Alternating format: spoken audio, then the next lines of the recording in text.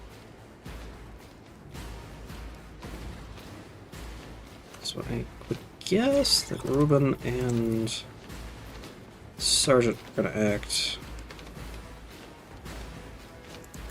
We should go there.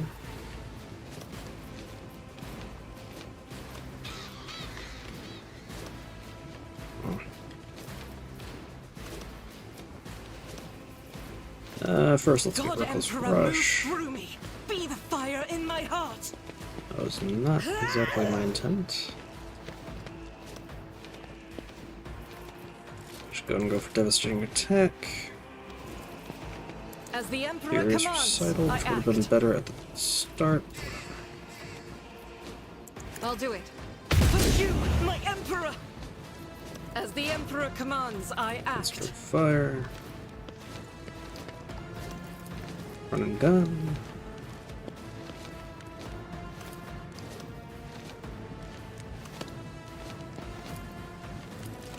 I'll do it. And hold there.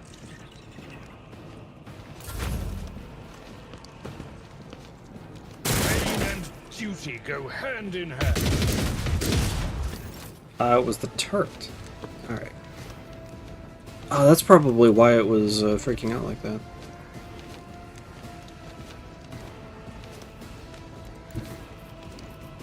Anyway, Death comes in silence. let's do a little bit of...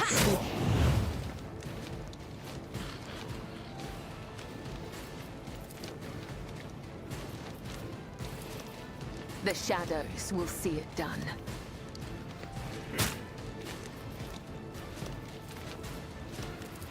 A little I bit shall of not by the web. damage there.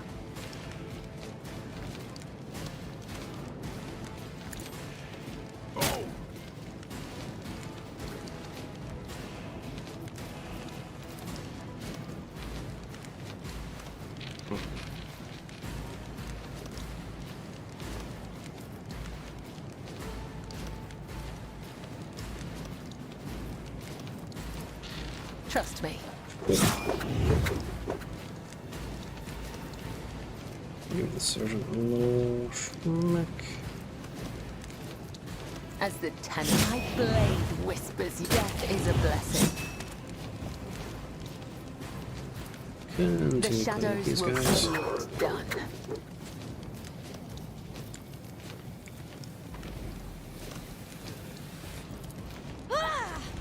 And then just go ahead and push all that. Come, the other side awaits. Break their morale! I've suffered worse. My faith strengthens me.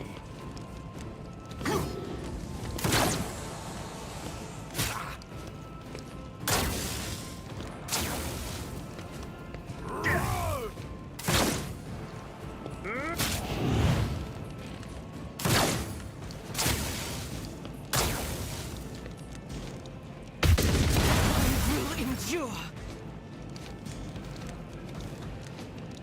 So,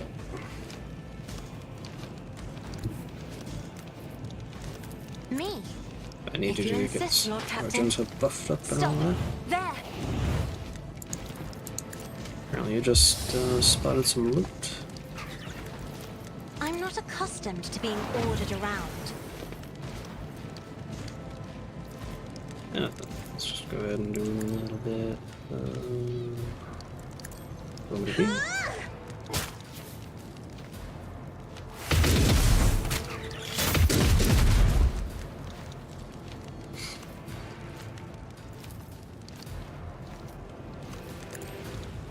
Vision obstruction. My commands are followed without hesitation.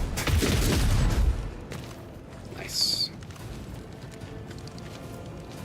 Let's go and give I'll Argenta. show you why navigators are feared.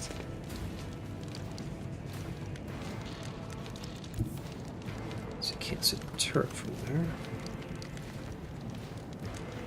Should be able to get up here.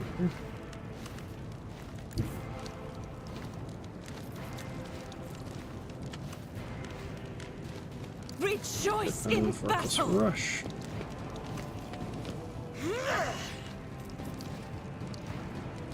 Swap over. Doubts for the Fire. weak. I'll do Dancing it. attack. As the Concentrated Emperor fire. commands, I act. I'll do it. This is why I was chosen. This is why I was chosen.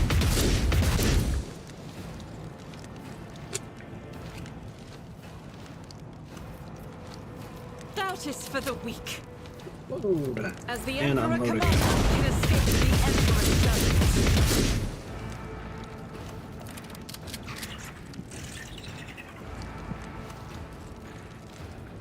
And should actually be able to get over here. And have some more fun. I will bathe this battlefield in righteous fury. You strike the prayer. In thy light I Steady superiority. stand, and thy light I crave. Faith without deep faith, none can escape the Emperor's justice. Nice. Let's go and I'll get that do rival it. and slaughter popped. Reload. Is running gun gonna let you get to a good position? Kind of. Can at least do. The enemies of the Emperor will be undone. Nice. And finish that guy off. Crush is a prayer.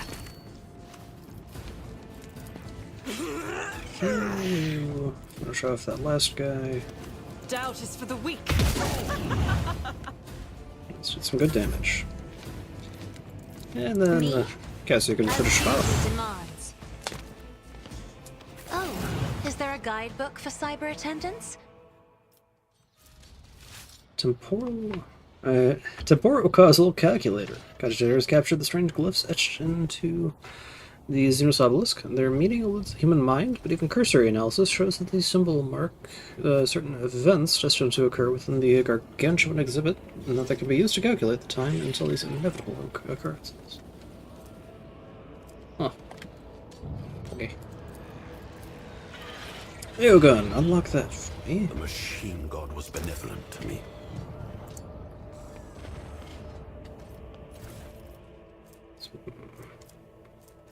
Frags. Let's see, expected reinforcement. House Drive STEM Regiment arrived in full. Marrow Battalion arrived in full. House Gaprek Army delayed. Okay, so if I want to get in peacefully, I should say I'm Gaprek. The black uneven plasma burn stands out starkly on the paving. Shook by the blood and... Through there.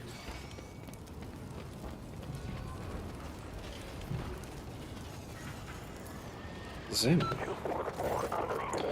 This thing that reaches your ears coalesces into the barely discernible words of a Vox transmission. The source of the sound is Vox bead, tucked behind the bloody ear of a fallen sister of battle. Servants of the Golden Throne to Alana, shells are ready to launch. Report target coordinates for artillery support. Alana to the servants of the Golden Throne, coordinates to strike the command headquarters. 4G, Rho Sigma. Do not target the outpost again, it is not significant. Alana the Unshaken is a Calixian saint who died many hundreds of cycles ago. His call sign cannot have been chosen by chance. No reinforcements are expected. Heretic Corpheus is in the courtyard with his followers. I can confirm the Duke's forces have been destroyed. The Scion escaped the flames, but I made sure he did not reach the palace. Destroyed by interference, the voice becomes quieter. Whatever Alana's true identity, she is relaying sensitive information to the enemy's side that is crucial to the defense in Dargonis. The God Emperor punishes. Ends transmission. As the servants of the Golden Throne, I have something to report as well. There's nothing but silence from the Vox channel, but you hear no click of disconnection, which means that someone agreed to listen.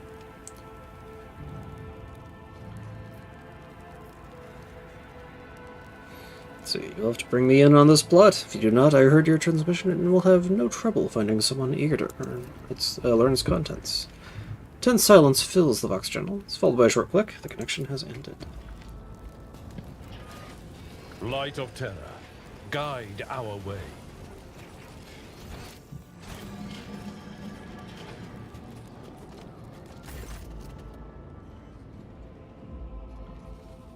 The gates of the palace look impregnable, but as you approach, hydraulic bolts hiss open, sliding into the walls.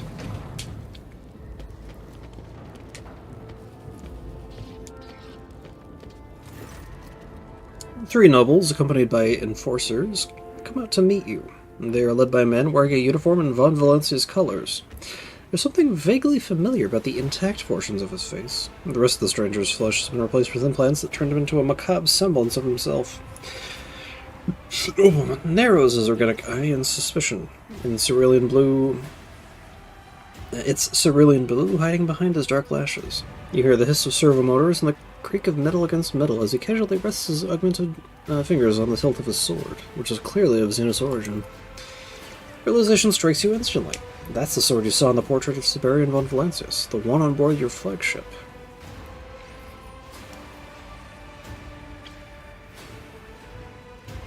So your deeds have brought me to the doors of this palace, Siberian. I've been following your trail for some time.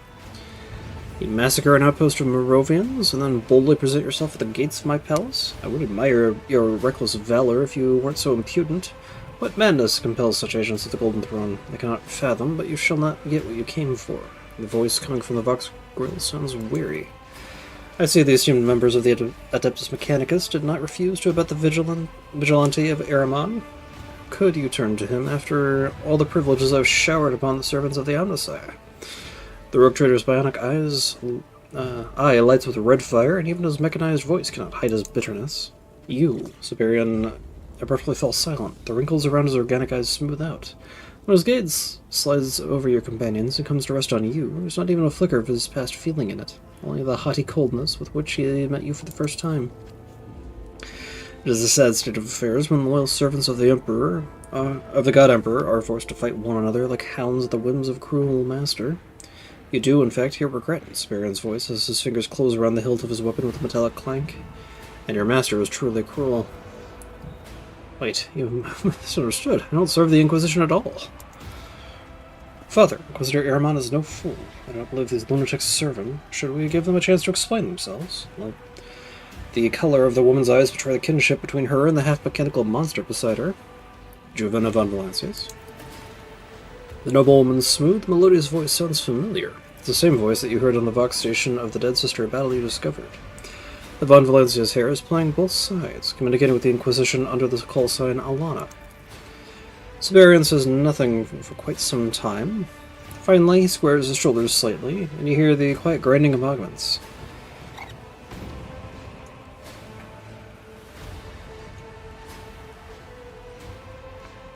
Quite right, Juvenna. Where are my manners? Rogue Trader turns to you and nods graciously, not removing his hands from his weapon. Esteemed strangers, you may introduce yourselves before I call you to account.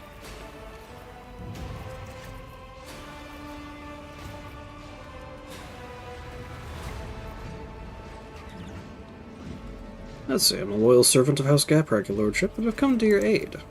House Gaprak? If what you say is true, your noble title does not exonerate you of your transgression. Still, I fear the intervention of a handful of vassals is not enough to turn the tide of battle. He shakes his head as if to ward off some hallucination. It does not matter. Though your intentions may have been honorable, the defenders of my palace fell by your hand. There's no excuse for that. My lord, the Moravians mistook us for the enemy and were for the first to open fire. Siberian pinches the bridge of his nose and closes his organic eye.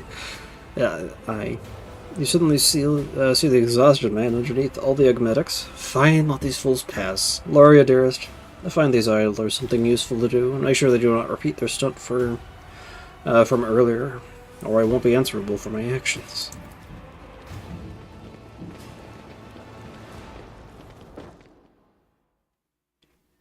As Siberian and his retinue move further into the courtyard, the seneschal bars your way. Her attire is austere and practical, as is the look she gives you. When she speaks, everything, her facial expressions, her voice, her bearing, starkly remind you of Theodora's fugitive master of whispers.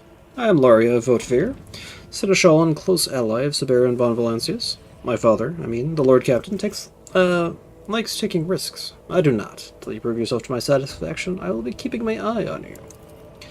The Lord Captain was expecting an army, but only you arrived. Let me guess, I'm about to hear some bad news.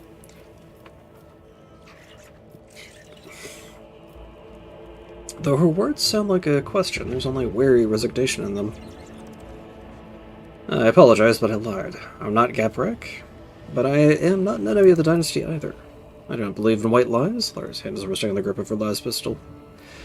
Any words? I need to get past the outpost, but I come with good intentions. Father will be here. Please, there's one fewer rat in this room. If we do anything, Lara whips out her last pistol and shoots you in the head.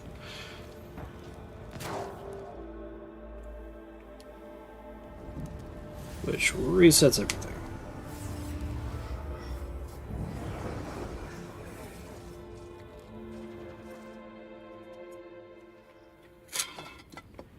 Stunned, you return to reality. Something inexplicable just happened, and the echoes of it are still coursing through your blood, causing your heart to clench in convulsions.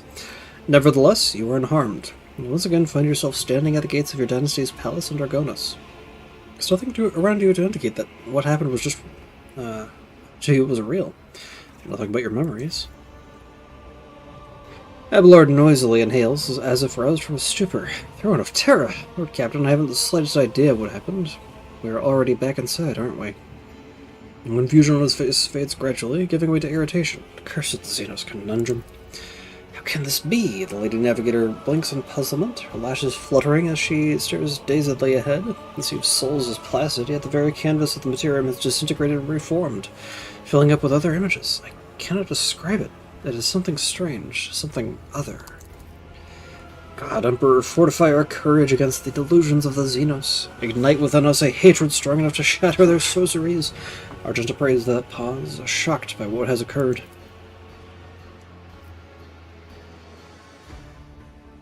Try to break down the barrier. Wisdom is a catalyst for knowledge. I possess both. But it's too strong. Let's see.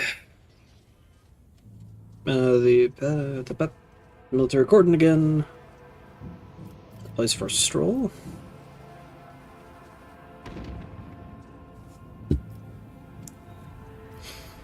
Let's see, I'm well aware of the circumstances, and my name should be familiar to you. In turn, Gaprak. My apologies, we don't recognize you. We didn't recognize you. We thought you weren't coming. You know you've let them know you've arrived. And again, the beginning. Same outpost, the same voices, the same words you've already heard. Time does not flow here, it runs in circles. A monstrous trap set by a devious Xenos. It's a mirage, Dominezethul. Kabbalah digs a long fingernail into her forearm, leaving a bloody furrow in its wake.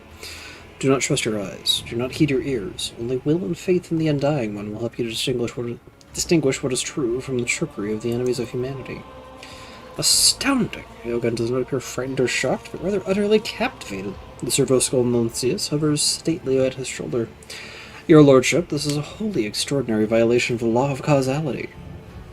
Oh, if only I could discover a machine that could realize such effects. You and your retinue seem to be the only ones here still in position of free will. The other captives of this mysterious trap are doomed to repeat the same actions over and over again, forever trapped in the day Dargonis was besieged by Inquisition forces. One thing is clear, the lies that the devious Xenos used to entangle existence must be sundered, the time loop must be broken. The Lord Captain will not deign to spend any longer in this trap than he wishes. Do I need to redo all the looting?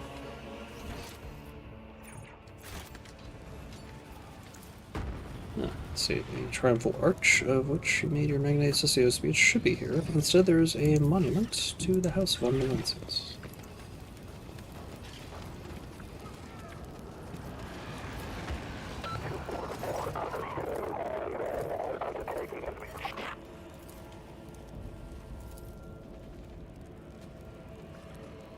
Your report as well.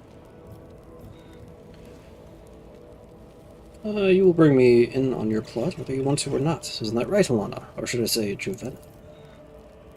My lord, he is of House Gaprak. I'm not sure we should trust him.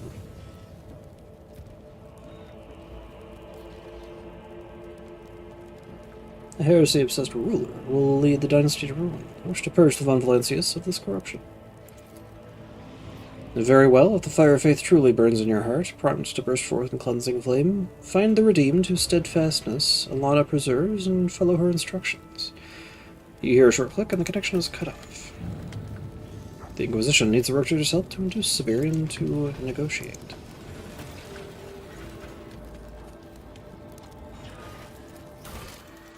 Whispered negotiations. We have forged an alliance with the Inquisitor. The next step is to find the liaison with the call sign Alana.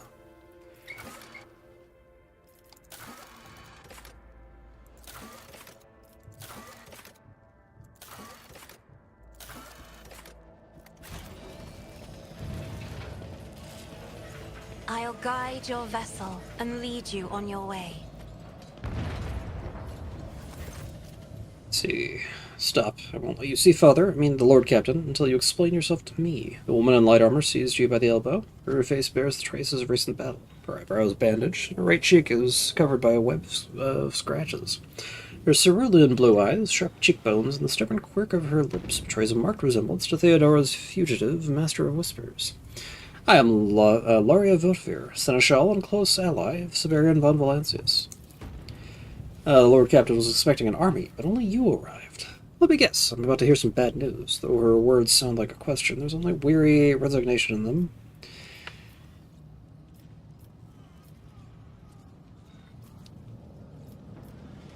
I thought the reinforcements were already here. I too would like to know what happened to them.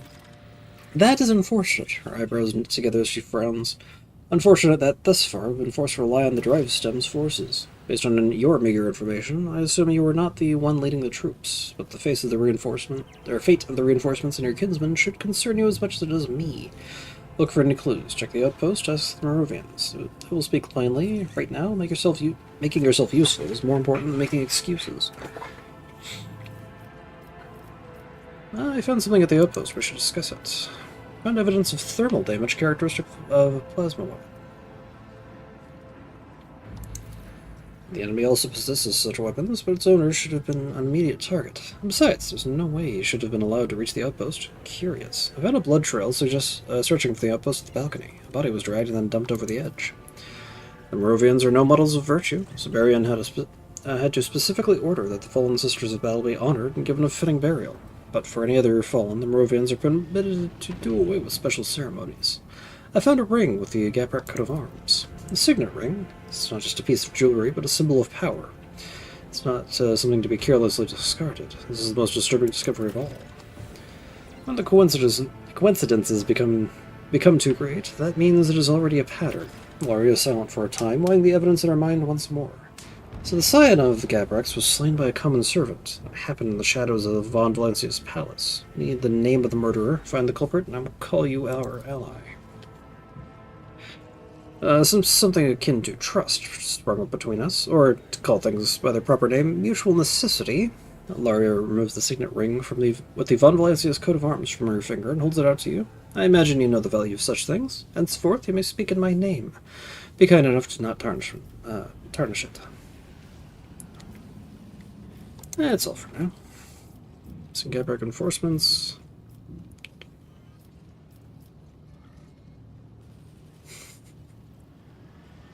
And that is everything.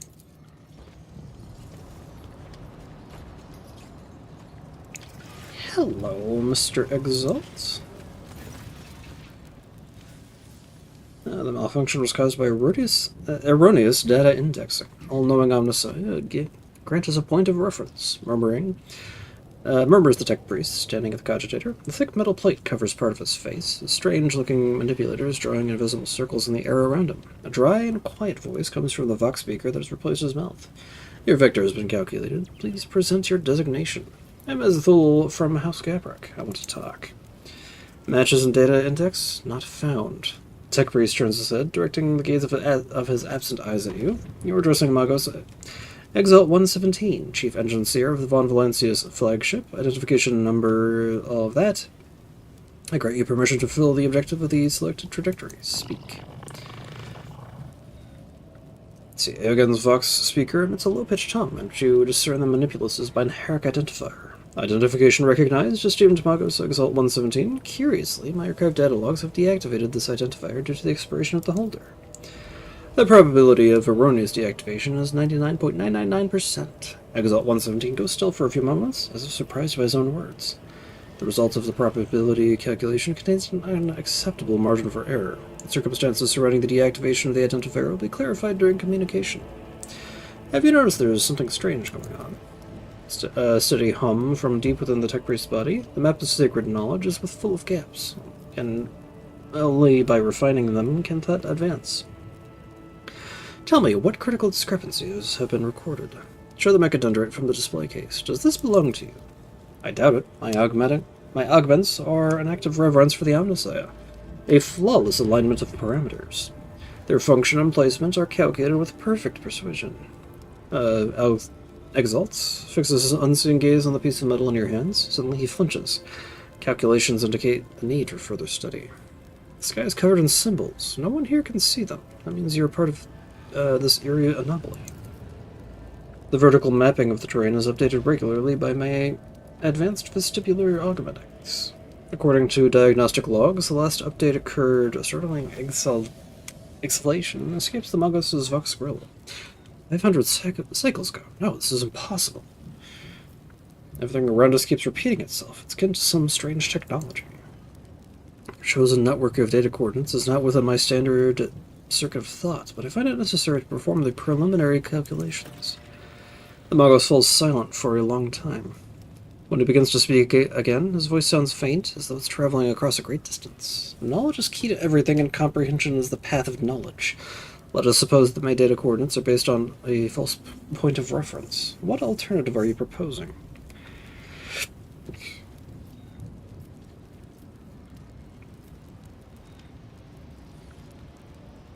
See, the fact that you're alive and inside the loop, Magos, is its own strange detail in this anomaly. Do you remember how you ended up here?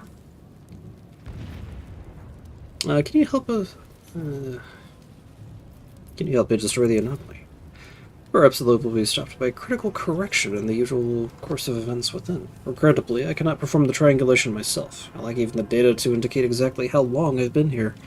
The humming inside the Magos' body becomes irregular. Do you have a plan capable of altering the current trajectory of events? What would your actions be in this situation? If the end is always the same, then all we can study are the trajectories of movement towards it. I would determine the vectors of movement of each of the participants, and in the quest for truth, I would not reject a single tactical maneuver, even if it's required stepping into the line of fire or following the current course of the enemy. A vector always has a direction, and the most perverse trap always has a design. Try to understand what the purpose of the time trap is and subvert it. I will think of something, and you be prepared to follow my instructions.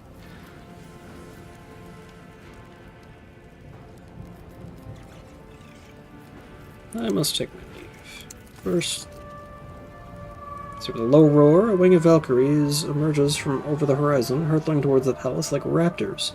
Air raid siren sounds in time with their appearance. Within seconds, you hear the whistling bomb as fire rains down from the sky.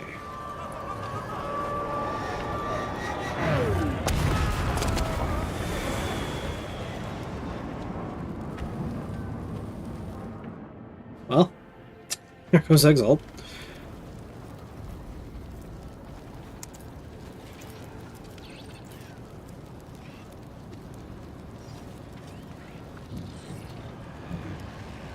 Drive stem, elite strategist Majoris. Where would... Oh, loot. There's loot to be had.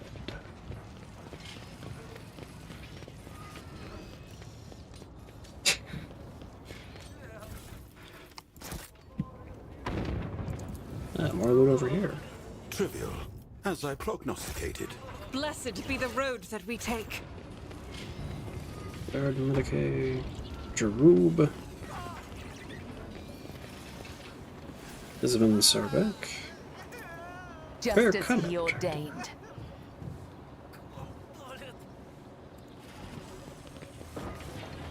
There he is.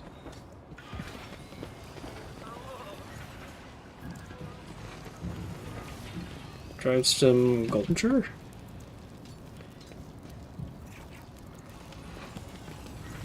Siberian. Another step, another thread. Ruben, Sergeant Zarkov, Juvena is over here. Oh. Nuncius solved this conundrum. The air defense batteries are malfunctioning. Huh.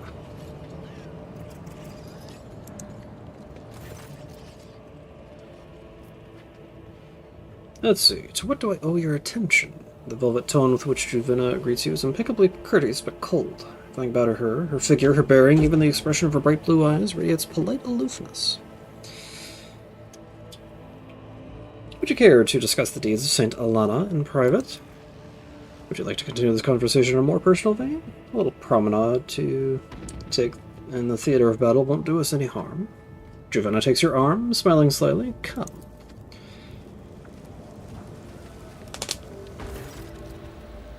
What was it you wished to discuss? Juvena takes a look at you inquiringly from under her long lashes.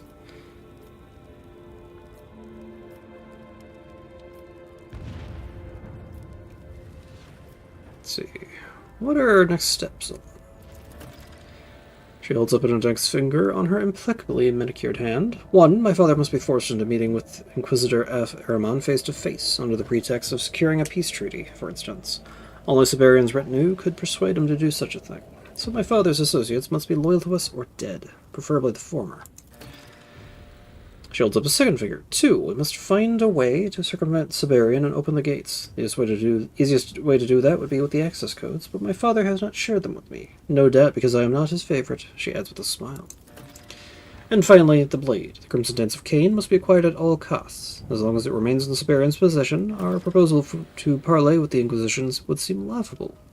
However, if my father were deprived of that fell artifact, we may be able to prove to Deodas F. Eramon that Siberian is ready to cooperate. I can only see one solution here. Find someone with very nimble fingers and a gift for stealth. Someone desperate enough to turn against their fallen master for the grace of the God Emperor. Whom among his retinue does Siberian listen to above all others? Let me think. The tech priest's words are definitely more than just wasted air to Siberian. Exalt would be a valuable ally for us. And the Moravians are another possibility. Strange as it may be, my father values his fighters and often converses with their commanders personally. Again, and of course there's Laria. Juvena winces as her sister's very name disgusts her. But her dogged devotion to my father is unlikely to be shaken. Why Alana? Inquisitor Eramon furnished me with the call sign. Alana the Unshaken was a true martyr who perished while remaining steadfast in her faith. She teaches that one must never doubt his light even in the darkest hour, for there is always a disaster more terrible, and the Imperial Creed is the only thing a person can rely on. A member of House Gaprak has been killed along with his men. Was this the work of Alana? Ovidius Gaprak's company was destroyed on my orders, it is true. Palatine Lorcanda, having learned of their approach from me, brought the full might of the Adeptus Sororitas down upon their heads. But Ovidius survived, which was not part of my plan. Camilla Driveston was eager to assist me and to settle a score with an old foe in one fell swoop. Captain Zarbak was both competent and ambitious enough to carry out such a delicate commission. What compelled you to conspire with your enemies? The affected calm instantly evaporates from Juvena's face, and her beautiful features twist in rage. My father is a half-witted heretic and a madman who brought the wrath of the Holy Ordos down upon the entire dynasty. If I, the only legitimate heir, do not right his wrongs, no one will. Instead of embracing me, he chose that base-born upstart Votfir who indulged him in his wickedness. I will put an end to it. Suppose we have to return to the others? Yes, I suppose so. Juvena returns to her deliberately formal tone.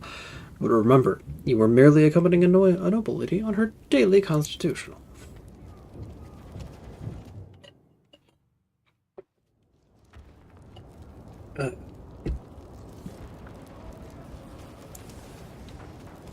So shall it be. Back to exile if I can, but I've deep in a recuperative trance. So, Laria Zarkov.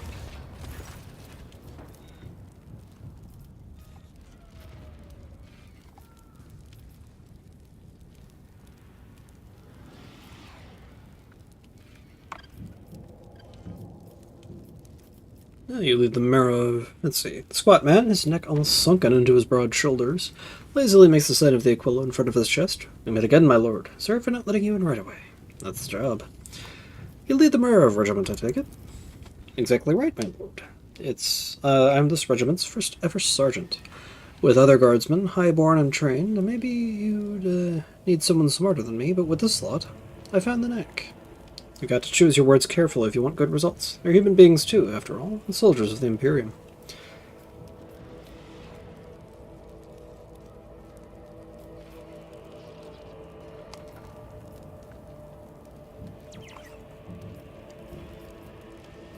One day an entire planet will be named after you. You're joking, are you? Right you are. The lads say my sense of humor was shot off by a lasgun when I was a kid. Well, I laugh when it's direct order. Zurkov smiles, but his broken jaw makes it look more like a snarl. You've been standing guard long. We just relieved Sarbak and his enforcers. He's a decent commander, keeps everyone in line, but doesn't go looking for things to gripe about. He tries to make himself out to be highborn, though, and my lot can't stomach that. That's why we don't get along better. A penal regiment, then, full of riffraff, no doubt. Brigands, robbers, thieves. That's right, it's a penal regiment, the sergeant shrugs. But you know, we make for damn good soldiers. Of course, you can't beat old habits out of them. Once in a while, they'll swipe a low stick. And what of it? They'll endure anything. Hunger, cold, injuries. They'll plug a breach with their own bodies if needed. You and your soldiers are fine fighters. You simply picked the wrong side. Leaves the Baron. Is this some sort of test? No thanks, I don't play politics.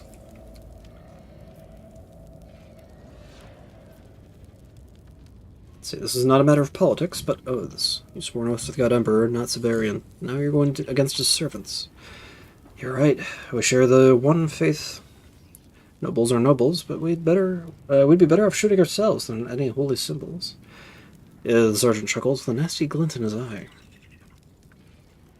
Point at the bloodstains.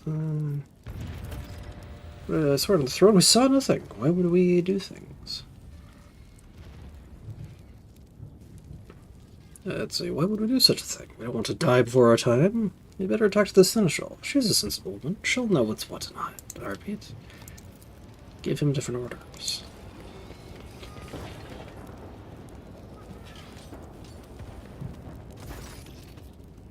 Ruban.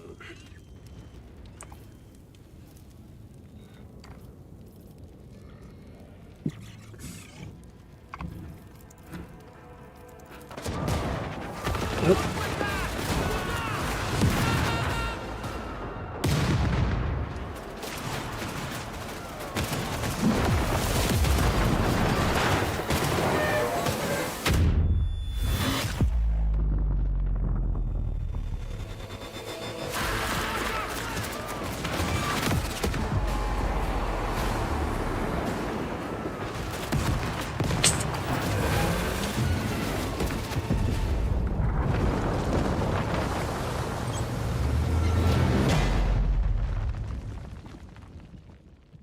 And now we're stuck. No, we're inside. Looks of it.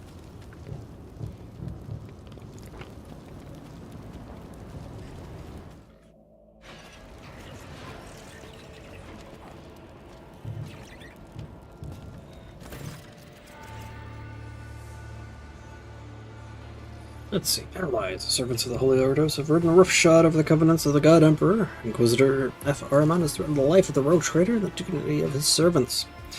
For this, the enemy will die by my hand. Severian looks like a statue of himself, head held high, shoulders thrown back, with the folds of his heavy cloak rippling in the wind.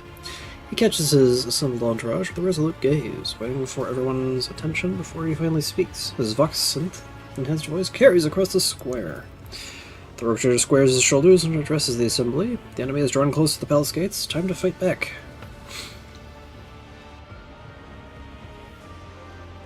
Pardon my impertinence. Would your lordship care to hear from your vassals before the battle?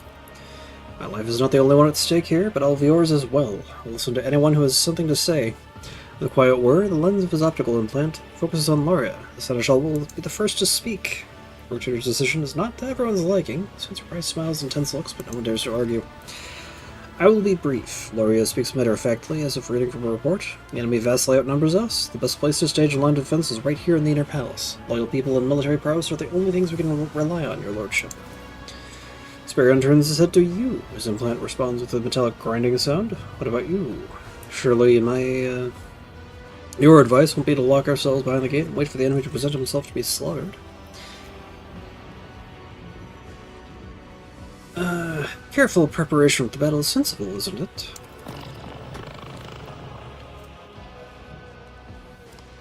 Careful partitioning of the situation will facilitate a satisfactory conclusion to the confrontation.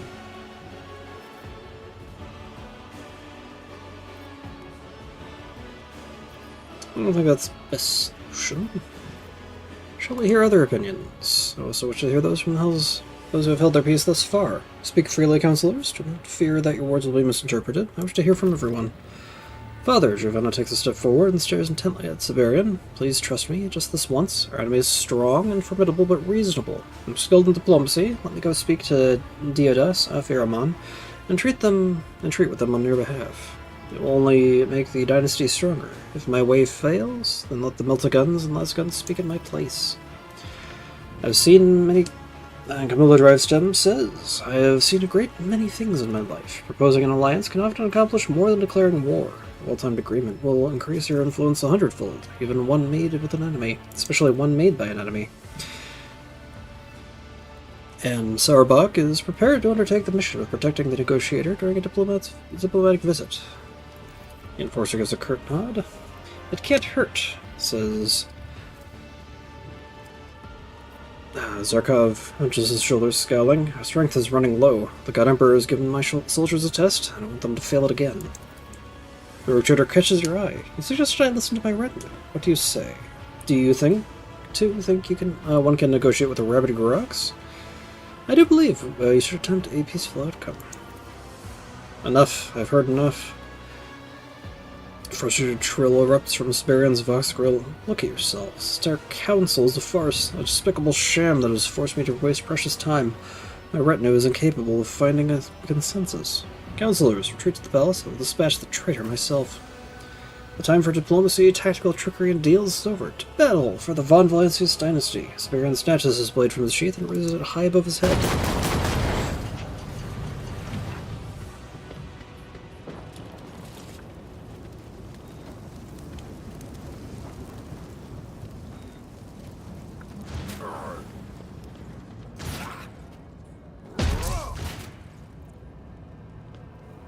My sword?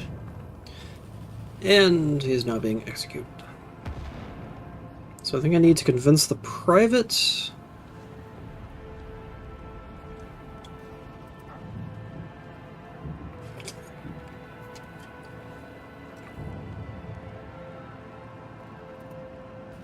Let's do a little filtering. I need to get the access codes for...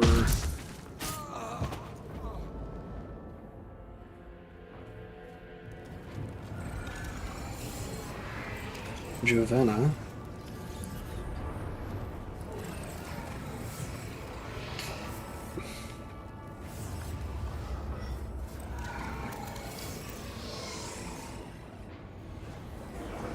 I think the way to get the access codes is to...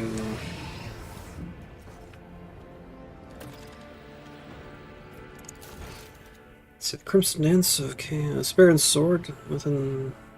proved to be a brittle counterfeit, not the precious artifact it appears to be.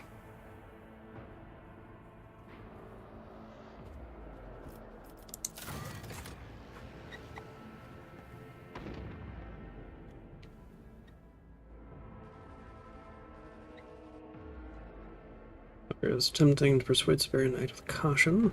Trust his allies. Perhaps if the council can be swayed to her side. Tabor Leap can be broken.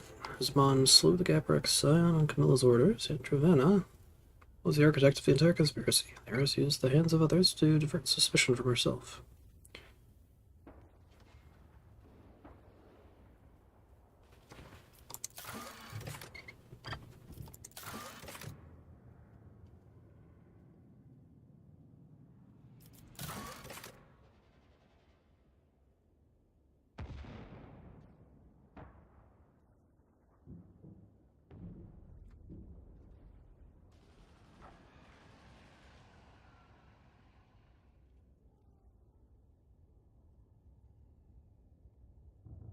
And I must be persuaded to trust the perpetrator. Camilla drives to Amazon Giovanna's side. Let's get the access codes to the palace gates.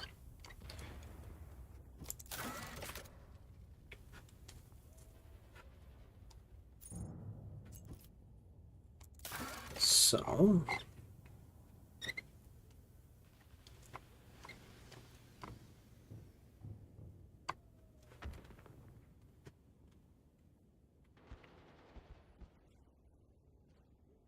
It's only his blade.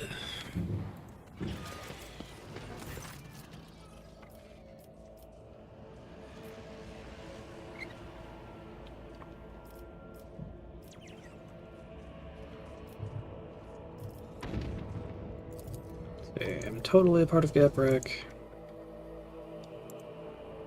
Let's talk to Ruben.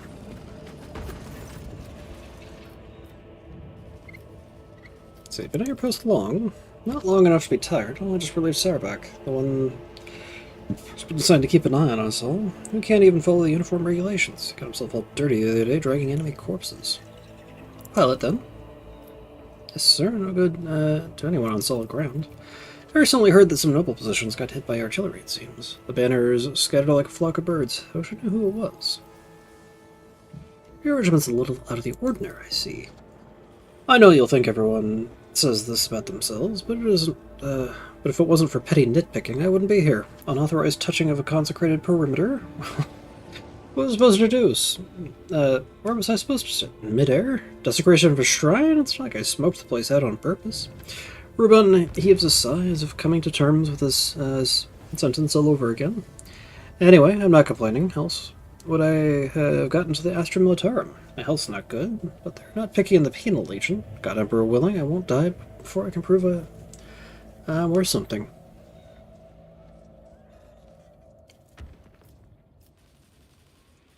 Let's see, I've seen what you'll become, a hero.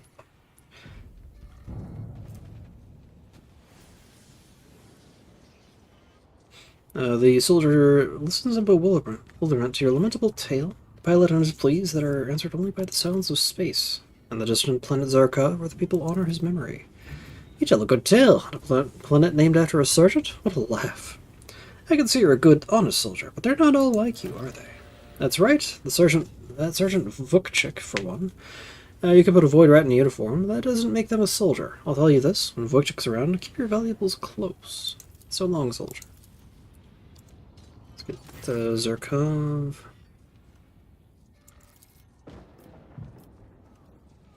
It's a matter of oaths.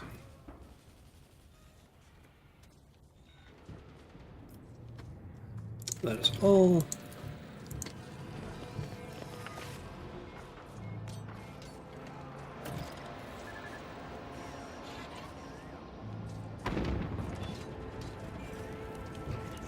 Rovian engineer. Where is guardsman? Camilla, Jovena, Salt, Barian, Jarub, Zuma.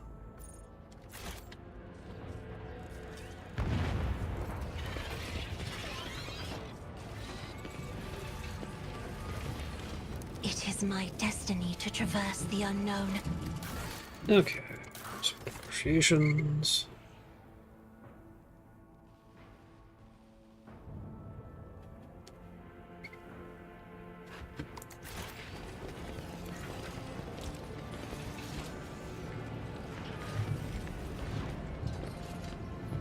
Speak with Laria.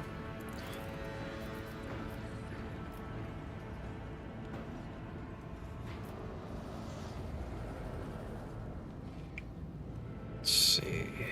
I have no idea. Forgotten Azito's trap endlessly going around in circles, hopeless to resist their twisted will. What kind of heretical nonsense is this? The entirely rubs her temples. Yes, we have our difficulties with the Inquisition, but they're of a somewhat different nature.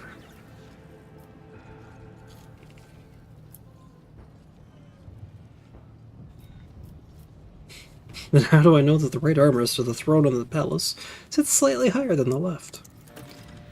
The curse bursts from Laura's mouth before she can stifle it. The seneschal immediately begins to probe you for a minute. for minute details about the palace, and in the end, she is forced to admit that not even a spy could be so knowledgeable. You know, it's essentials people's contract for a minute. Alright, I'll play along, tell me. Should have been your answer from F.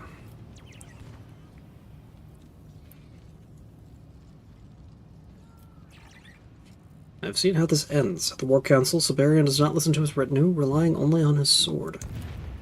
Don't dare blame the Lord Captain. Blame the hangers-on who buzz around him like malfunctioning servo skulls. We need Father to hear only those loyal to us and those whom you managed to bring to our side. As for the blade, at my request, Siberian is keeping it under guard. The artifact is eroding our soldiers' morale. Some fools see the blade as the reason for the siege. Stealing it would be pure folly, would it not? And finding someone brave enough to steal it would be an even greater folly, Laurie says, with a barely there nod towards the outpost. Siberian has been stuck in this trap for many cycles. We must get him out. You think I don't know that? A man like Siberian cannot languish here. He's vital to the dynasty.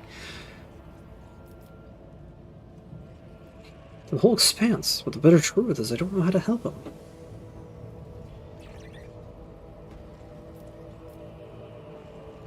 So to save Siberian at the right moment, you must walk away from him and trust Juvenna. Betray my father? No. Your assurances alone are not enough for that. Prove that you're a friend to the dynasty.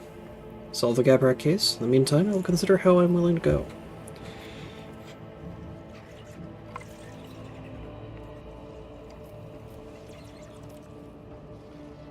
Let's see. We're in a trap, Laria. Something is happening to reality that is causing us to repeat itself forever. Next step. That'll be all for now. Got her signet ring. Code phrases for those vital reports. The wax is still warm. I shall listen even if it sounds like gibberish. If there are many more cycles to come, then save us a lot of unnecessary arguing. Missing Gaprak reinforcements.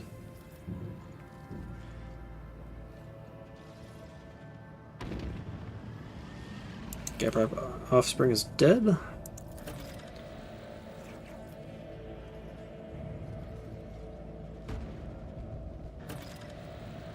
Sign of the Gapraks was slain by a common servant and happened in the shadow of the Von Valancia's palace. We need the name of the murderer. Find the culprit. Felt the hand of Izaman Sarvak. Hold off on the arrest. I wish to speak to him.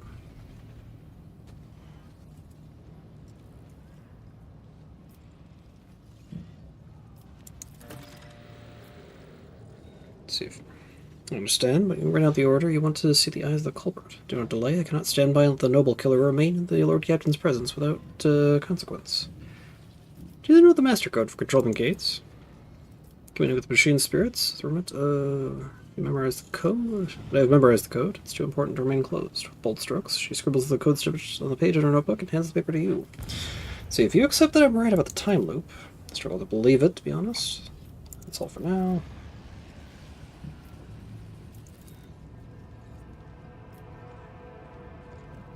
So the enemy's next move is to bombard the headquarters or our defensive line. Air defense turrets currently damaged by the enemy. That's everything for now.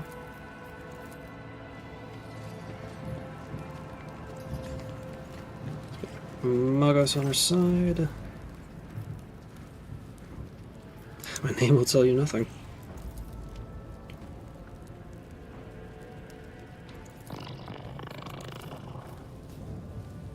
Convince them that the loop exists. Do you remember how you ended up here? Calculation does not produce clear results, but just a memory of mine.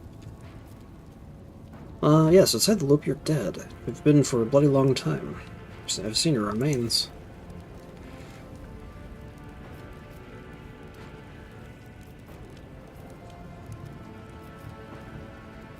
Can you help me destroy the...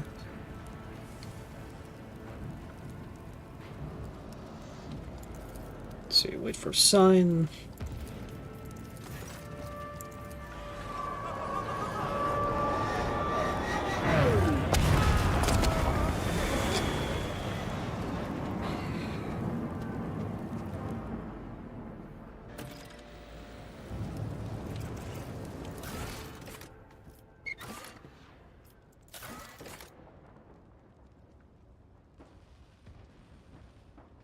Completely devoted to her father.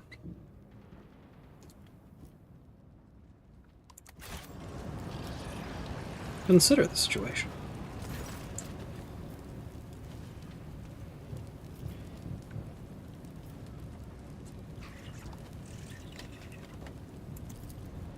Of course, rogue trader. Spirit himself.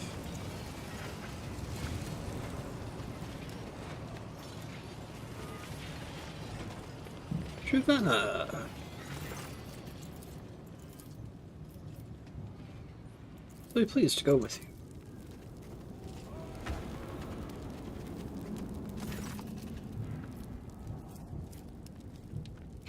See, now I can speak freely. I have no idea who you are, but you make a mistake when you try to interfere in my... What are you doing? Same as you. I was looking out for the dynasty. Damn it.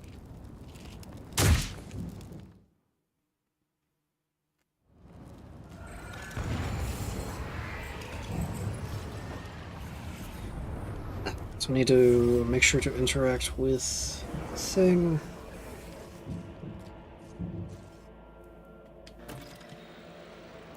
Secure Jarub support. Spirin is spoken of as a man possessing the requisite... Aha.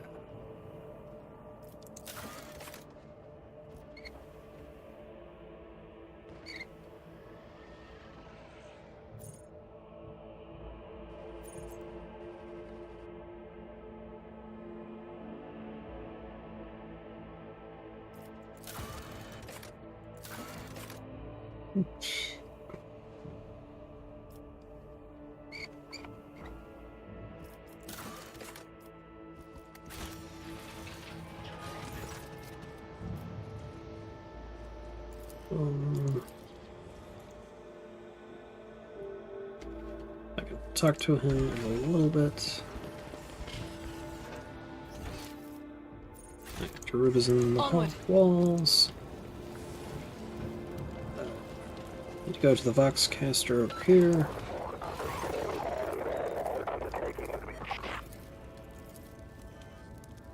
Is the puzzle suddenly click into place? They're talking about House Gaprak, some army led by one of their scions to Dargurnus' aid. It seems the Gaprak forces were eliminated by this Alana. She's now trying to relay coordinates for an strike at the command headquarters.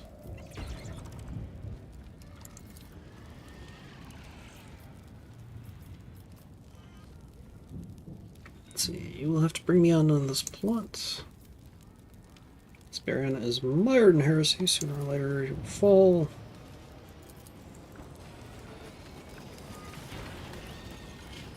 We got Truvena on our side.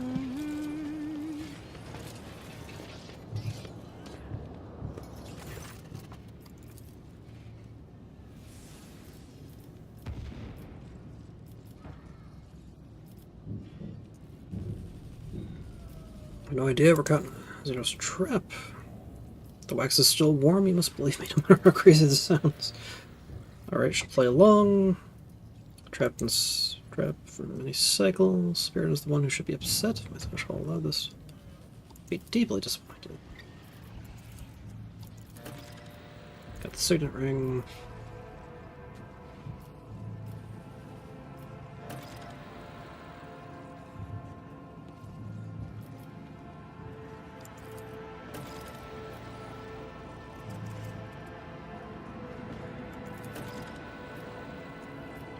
Love on the arrest.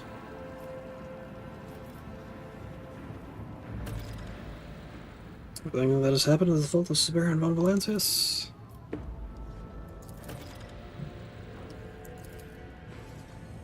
Damn.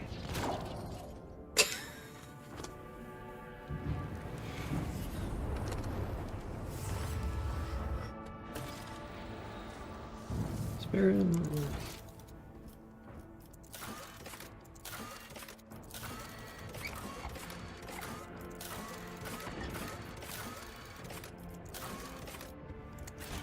The sooner we start,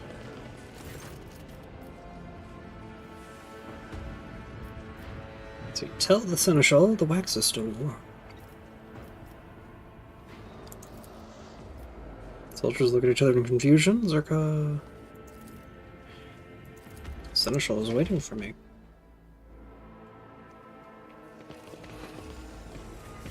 So we can talk to Zarkov later.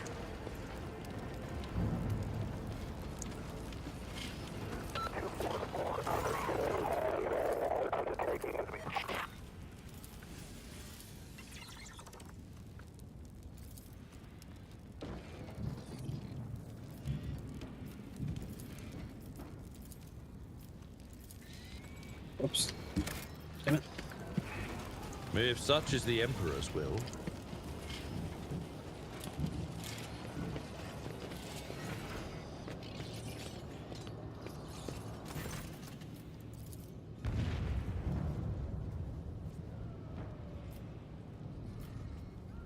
Now you yourself suggested it as proof that we are in a time loop.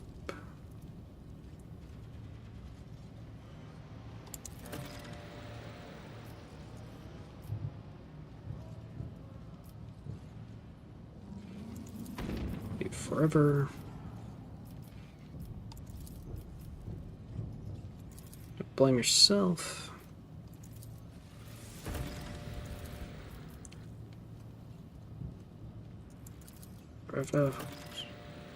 Sent the evidence. Hold off on the arrest.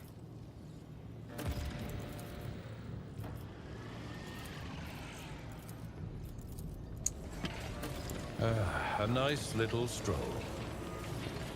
I need to talk to Exalt. Actually, first, let's see if there's a way. Make sure Jerube.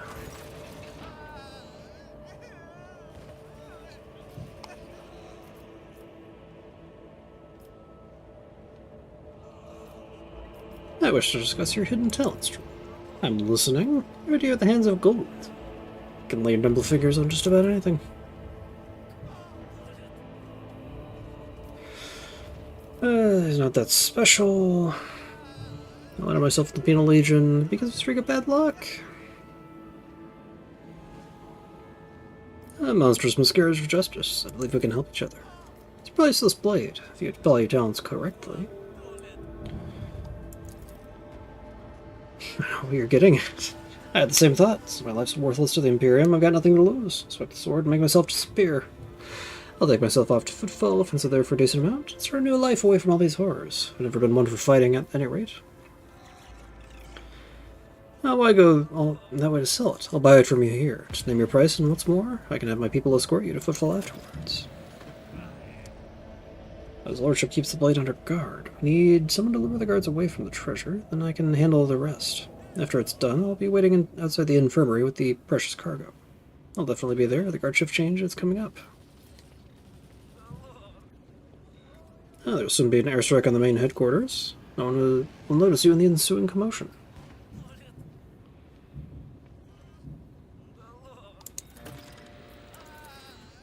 Perfect timing. That will be all. Take my leave. Okay, good. And we have time to convince Exalt. This master-crafted patellar augment is not fit for a servitor. And some of the time loop. Can you help me destroy the anomaly?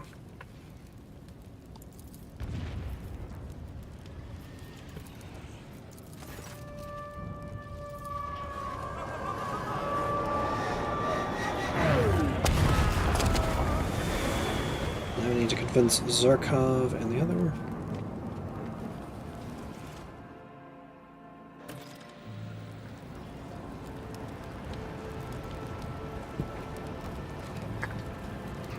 Jabana. Who is up there? Hopefully I did things right. We're the companion of an outing.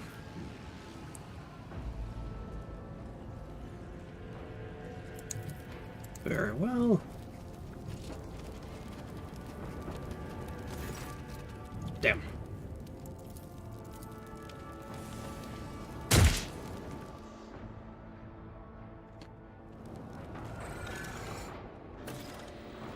Rushing through all this.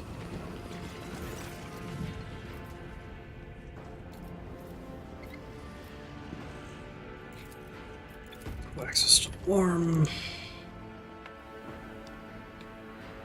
Reciting locomotion Then canticles. go to the combead.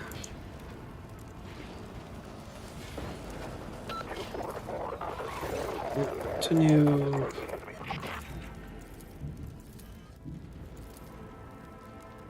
Let's see.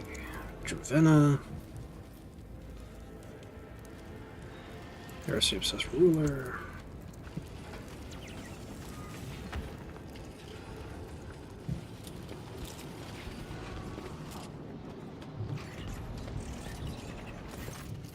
Continue.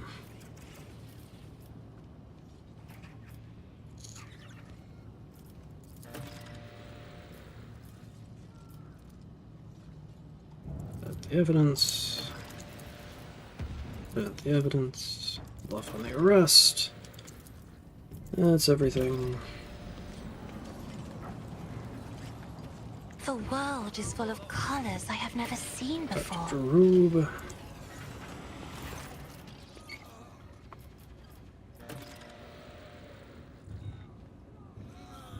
Hidden talents. Hands of gold. Monstrous miscarriage of justice. Priceless blade. Buy it from you. This would be an airstrike at the main quarters. That'll be all. Let's take my leave.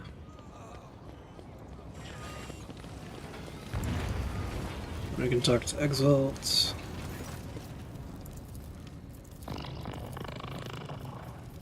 Time loop. Destroy the anomaly. Take my lead in the War Council.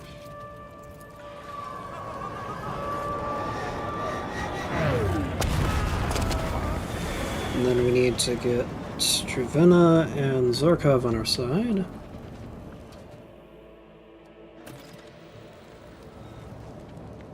Tech assistant, prove yourself useful.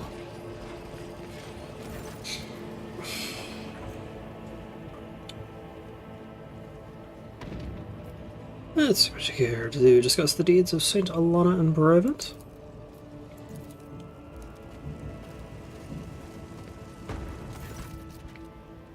Enter for the gate codes to Dravenna. Here are the codes you were looking for. Excellent. I'll see to it that they reach the right people and are used immediately.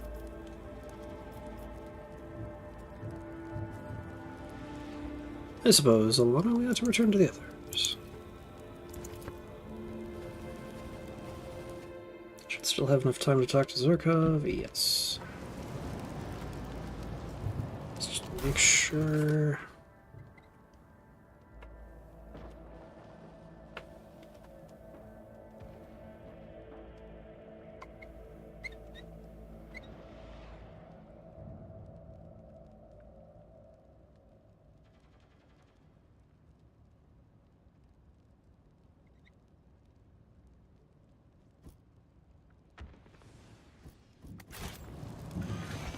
Nuncius, don't lag behind. Here.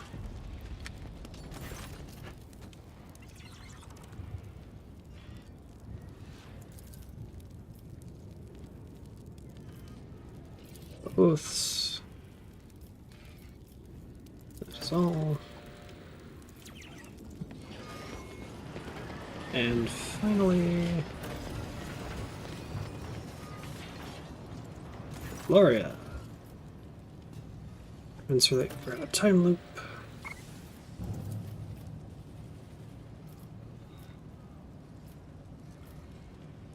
So tell you. That's everything I know.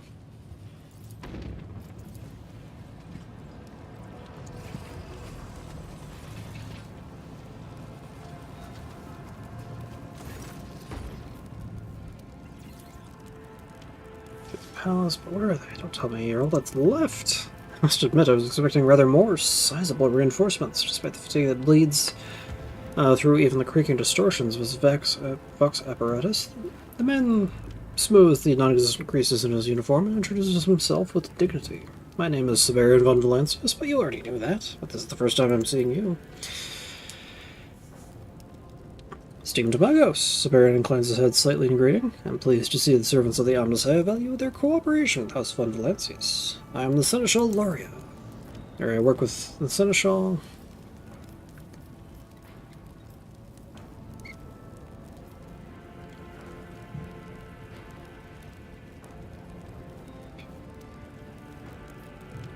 I feel better to take my leave.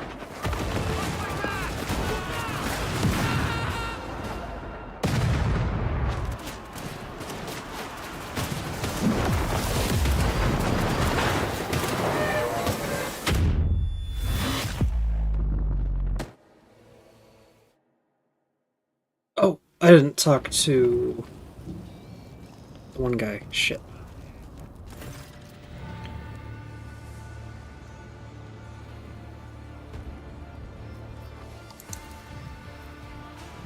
Our allies speak.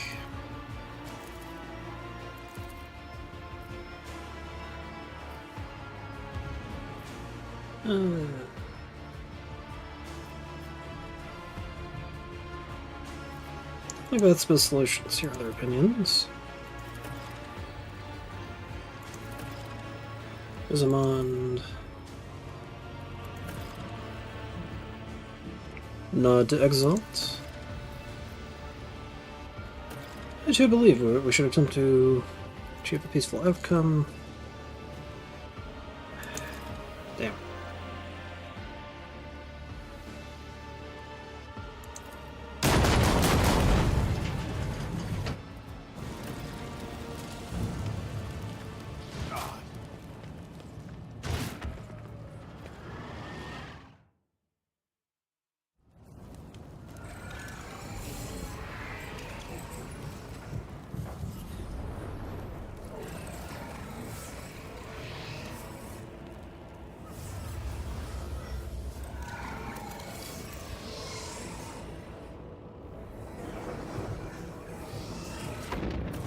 It's about time for a bio break.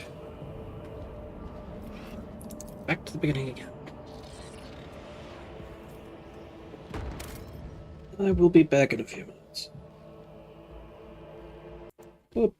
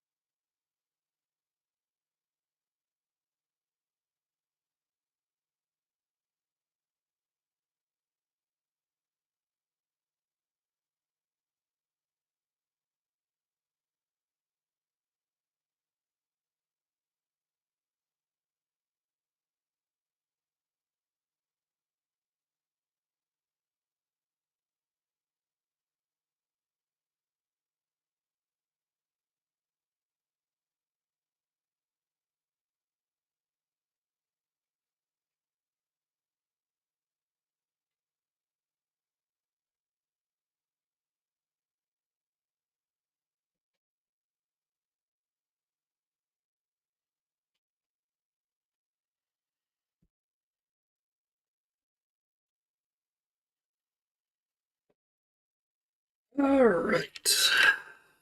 I return. Ugh. Fabric off. Follow my steps. Okay, order of operations is Combead.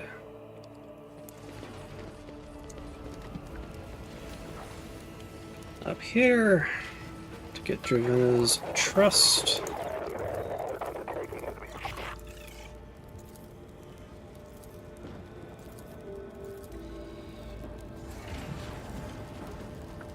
And make our way in.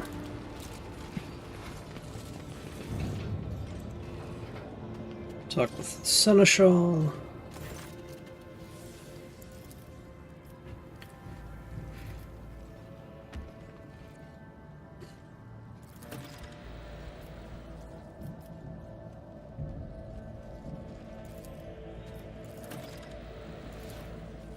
Gain Laria's trust by solving the case of the missing Gabrick reinforcements.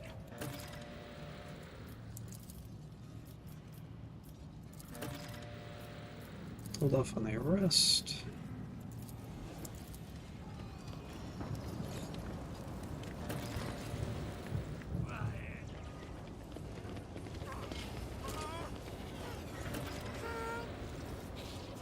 Oh.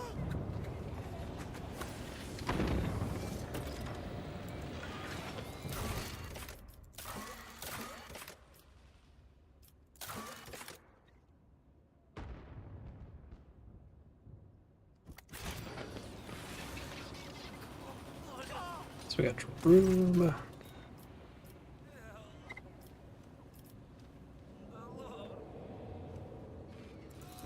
It talents, hands of gold, miscarriage of justice, priceless blade. I'll buy it from you. Airstrike soon.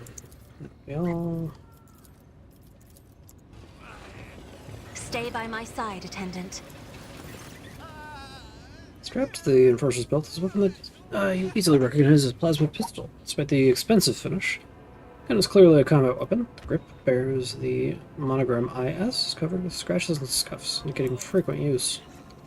The wounded man turns his head towards you, staring at you in disbelief out of one good eye. The other eye is buried under clotted blood and swelling, which inflicts a deep gash across his eyebrow and temple. His pale face, with its sharp and delicate features, cannot possibly be the face of the commoner.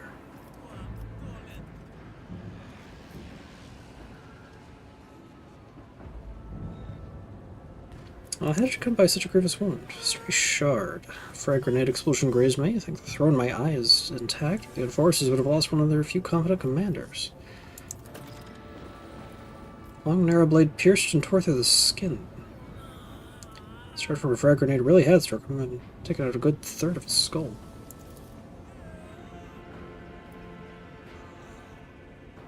A member of House Gabrick, and I shall return.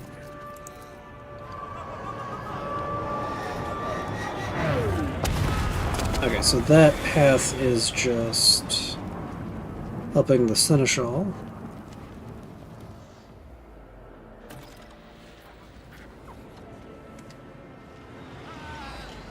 Heal. We need to move on.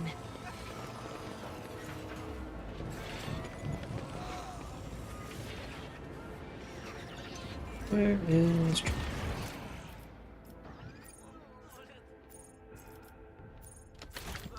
Up here. See, now it's time to pay up. Not so fast. I have questions for you. Searched and for your acquaintance. Huh.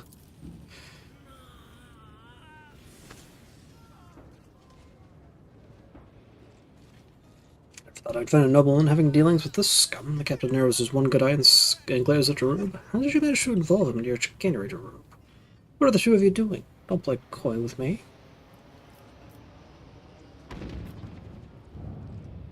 Now, this clearly isn't your first meeting. Show the hand of Loria's, with Loria's ring. In the name of Seneschal Vodvir, Captain, leave us.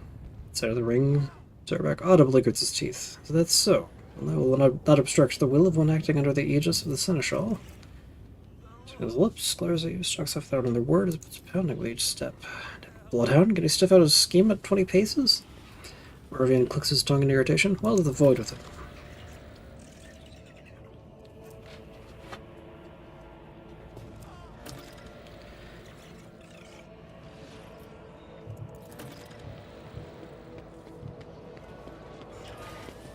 Whatever you wish.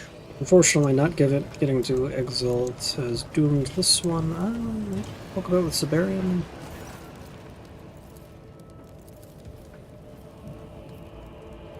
Think about the reinforcements from House Gabrek. Dangerous enemy. Why is the Inquisition besieging the Road Trader's palace? The Inquisitor dared to accuse me of heresy. He reckons that the influence of the Inquisition is so great that he can disregard the privileges granted by the warrant, attacking me at my own palace.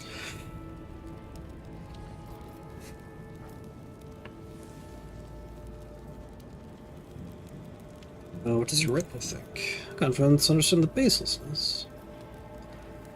What does Laria think about it?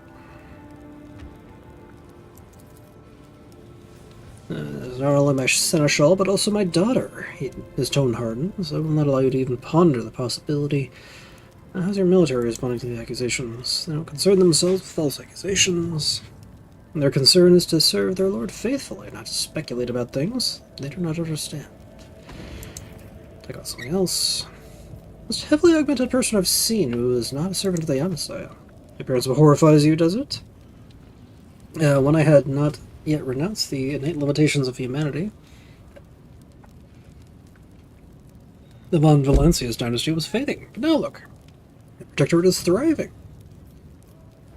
I have had to sacrifice some of my human nature, yes, but what have I gained in return? New worlds, new horizons? I do not expect you to understand, but you are not a broke trader after all. Your world is too small to appreciate the scale of my conquests. Well, what qualities should a good rogue trader possess? The Emperor granted us the warrant of trade to expand the borders of the Imperium, to explore the far reaches of the galaxy and annex new worlds. To do this, a rogue trader must be flexible where the laws of the Imperium are cumbersome. He must be driven not by greed, but by a thirst for discovery. And of course, he must be a leader with whom others will follow. Without loyal subjects on the ground, one cannot maintain one's rule over the Protectorate. You're absolutely right. You should know the Gaprak Scion, who led the army of reinforcements, was killed at the outpost.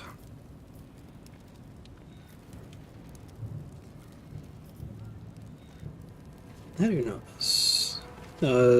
Despite his extensive implants, Baron cannot hide his alarm. The deep frozen in the living patch of skin and the slight interference of the Vox synthesizer gives him away. This is truly terrible news.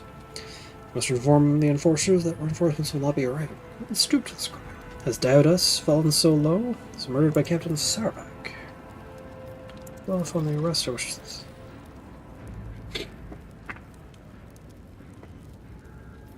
Right, that's all I know. Okay, nothing there. What's that? Responds. Words run counter to the Seneschal's plan. He must be persuaded to side with Laria, or eliminated by other means.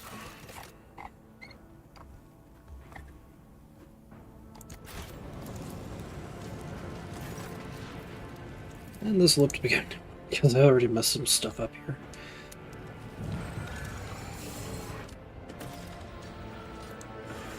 Let's proceed.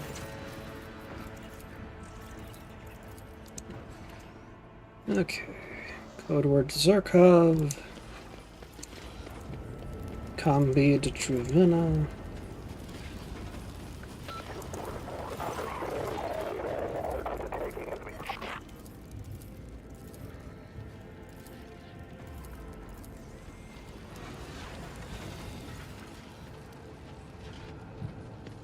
Negotiate with Jerub.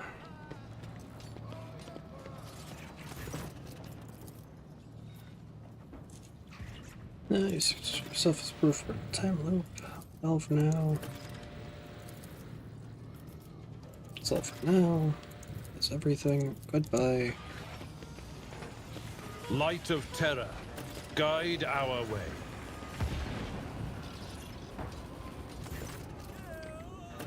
Hidden talons, hands of gold, graceless blade.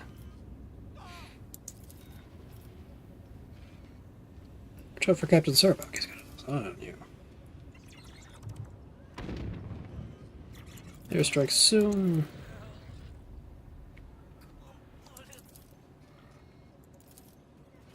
That'll be all. The light of terror shines for us. Over to Exalt. Get his support.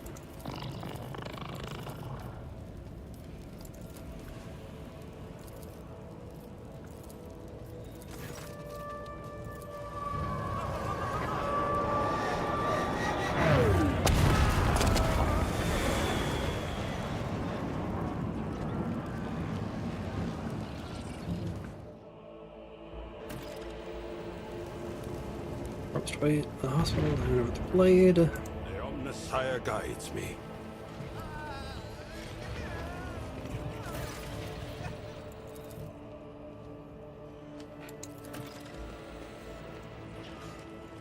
So, I'm gonna talk to Juvenna.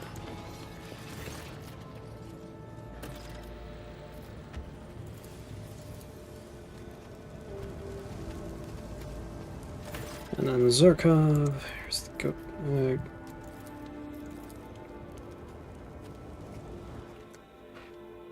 Gate codes. I think that's it.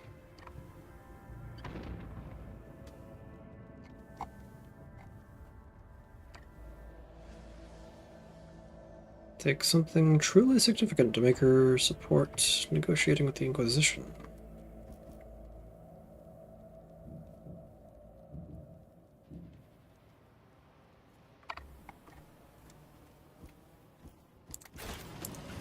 The sooner we start. So then, Zorka.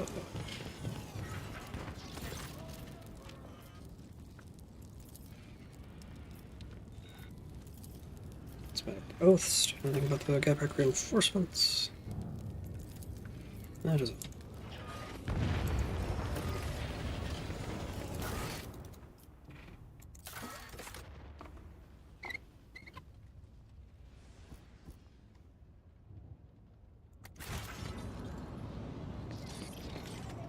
Can I...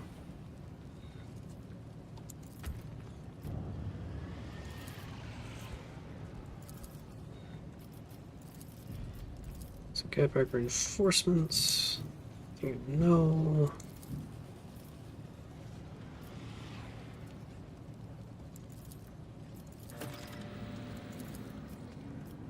Hold off on the arrest. That's everything.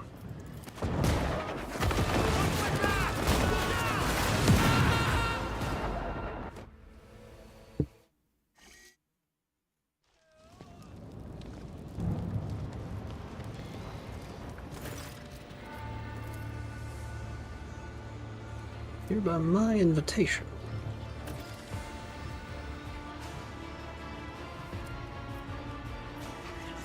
Spearin's eyes linger on you, but Juvenna anticipates this question. Father, this is Azathan. He's here on my invitation. He nods slowly. You must have good reason to bring a stranger to the council. Very well, I give him leave to remain. The retreater squares his shoulders and addresses the assembly. The enemy has drawn close to the palace gates. Time to fight back.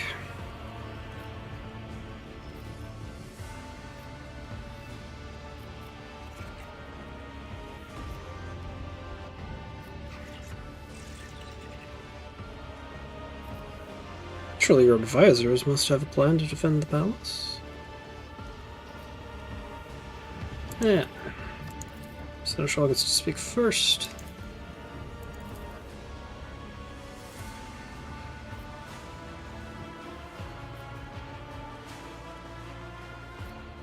I don't think that's the best solution. Shall we hear other opinions?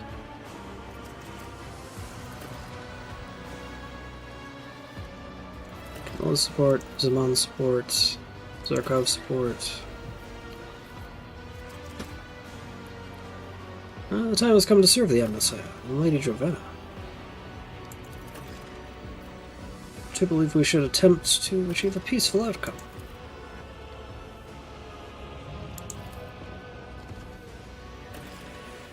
So Spearion's optical augment focuses on you, almost blinding you with the bright blue light of the lumen. As for you, you have something to do with the disappearance of my blade, don't you? You're a stranger here, you persist in meddling in the Council's affairs. I will know myself to blame for allowing you to loiter around my palace, but your schemes end here and now. Seize him.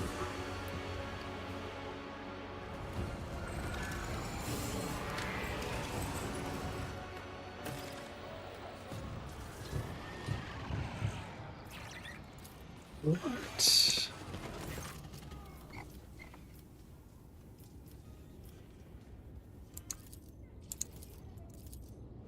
I've never wondered so much before. I'm missing something.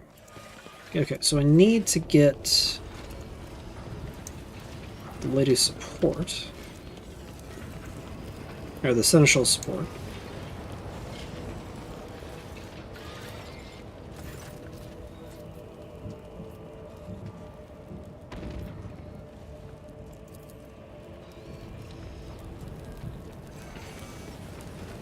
But how?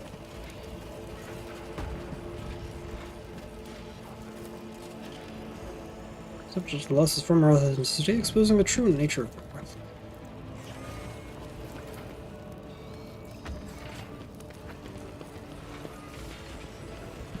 What?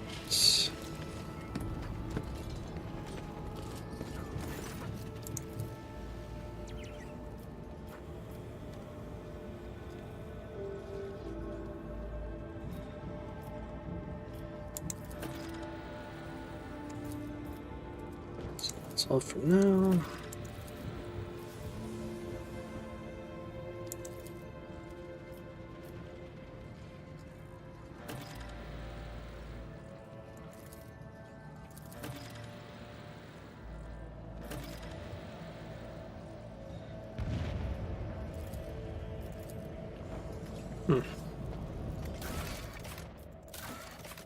Fanatically devoted to her father, it would take something truly significant to make her support negotiating with the Inquisition.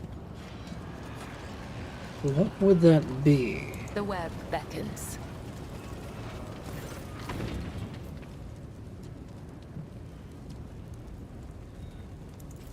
Recommended as spring.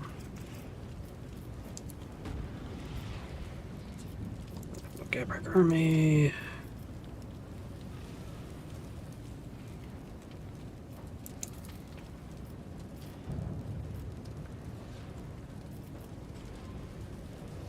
Edge bribe. How exactly did it happen? Bribe.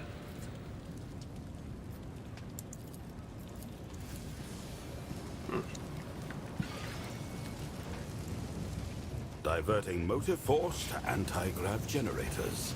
Drive something. Soldier. Some thick glass. I'm restless.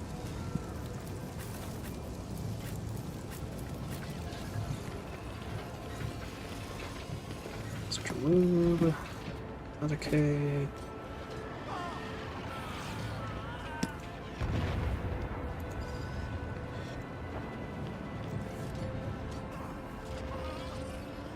Technomat.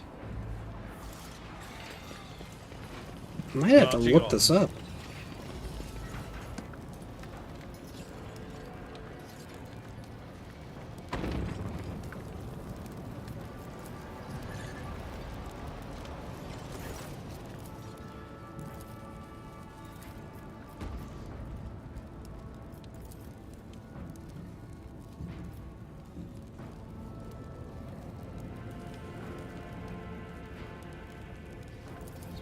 Your descendant. Let's see. I heard that you seek. There's this game, even after all these years and after all the modifications. You should abandon your dreams of the warrant if you wish to keep. I heard that you seek to strengthen a dynasty's position with the help of a valuable artifact. Found out about that too, did you? No point in hiding it. I did indeed have an artifact in my possession, a blade of incredible power. Laria insisted that I place the artifact under guard, not to agitate the soldiers. I confess I felt more at ease with it on my belt, but the Seneschal's arguments are more sensible. Do you think the artifact is enough to strengthen the position of the Von Valancius dynasty?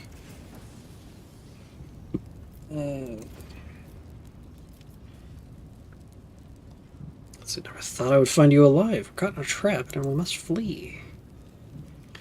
A trap? The Inquisition is a dangerous foe, no doubt about that. Nevertheless, the foe still stands on my land. My protectorate, Daedas, is doomed to failure.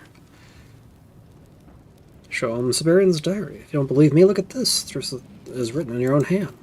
What is this? The Litany of the Last Repentance? You must be joking. It does not befit me to write such words. The fact that he is holding his own diary is confusion seems genuine. Do you recognize the name Amelia? Let's see. Siberian's hand darts towards his weapon. The augmented fingers are locking around the grip with a hiss. How do you know that name? Who else have you told? Wait a minute. You can't be. Coming to some conclusion known only to him, the rotator relaxes. I'll keep your identity a secret. Amelia is my ally and protector, and I had faith that she would not leave me to fend off Daedas alone. Show Amelia's letter. Look, I made an exhibition out of your life, and this is one of the exhibits.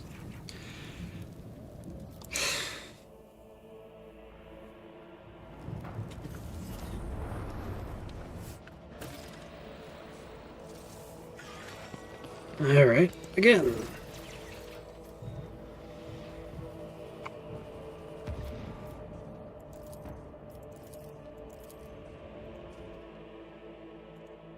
Guess I'll have to dig some more.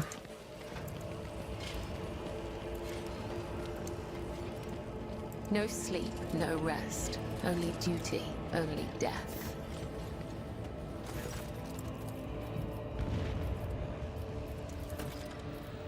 Mail for now.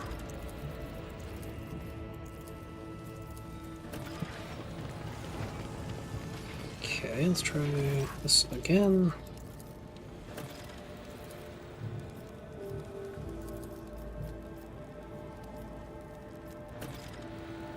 Everything I need, except his misconceptions.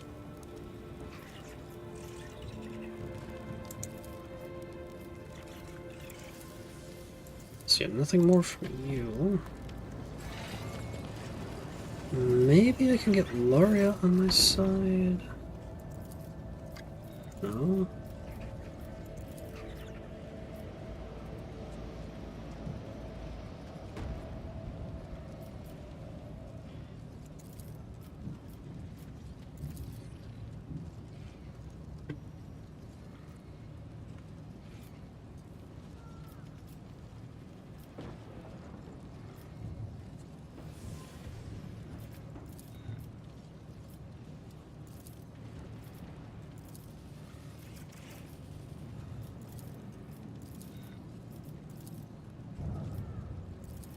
Tell you.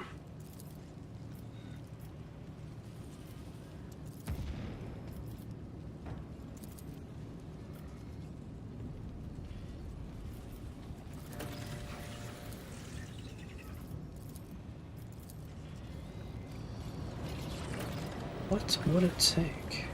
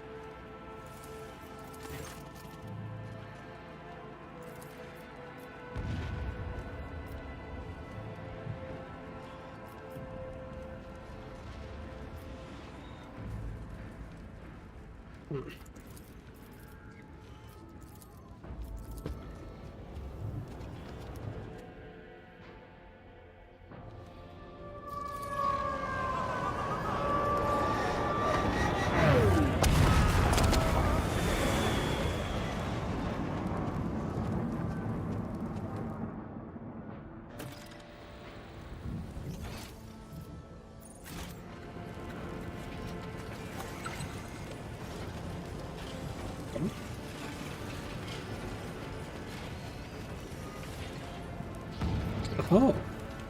Oh, okay, that's just a way to... So hail, last used frequency. It's not the transmissions. Examine the Vox Station. The Vox Station apparatus is expertly built into the wall with some cables.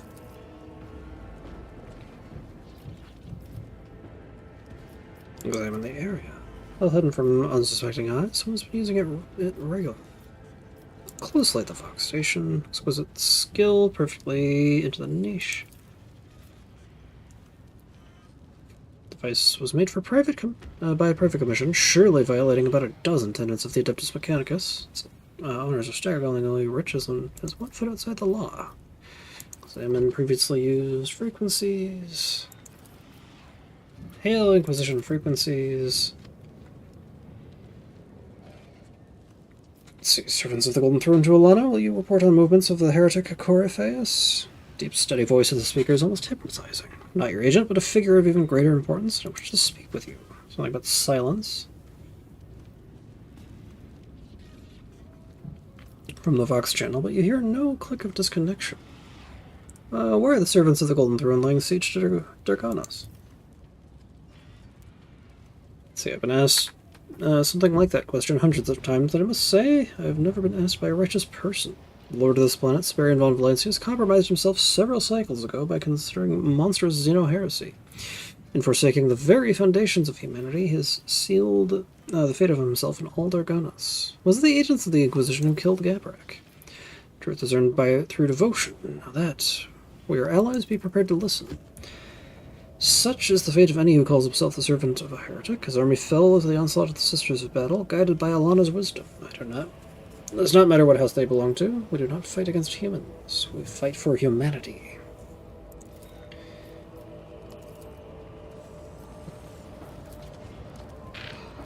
Let's see. Over the centuries that followed, the powerful Archaeotech artillery was replaced by smaller caliber turrets and armaments.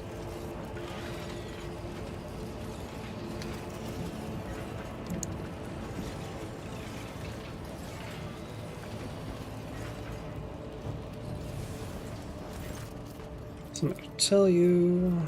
Spy for the Inquisition.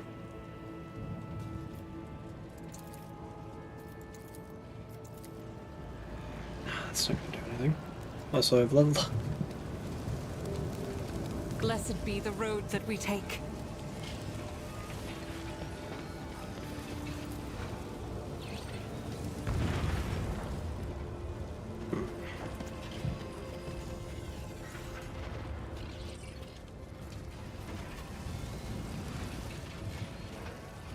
Probably missing something very obvious.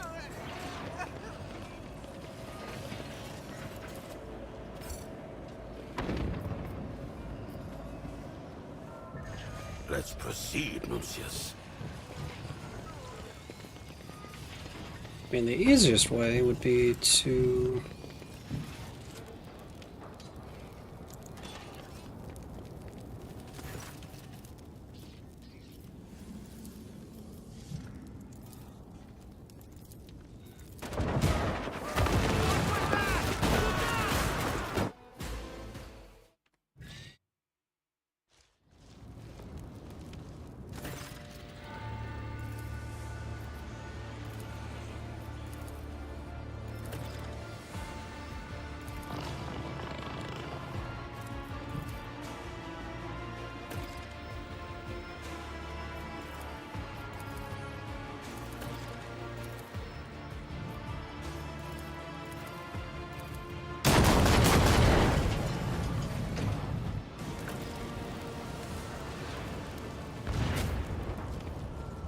Yeah, I'm gonna look up the solution because I'm not sure what the hell I'm missing.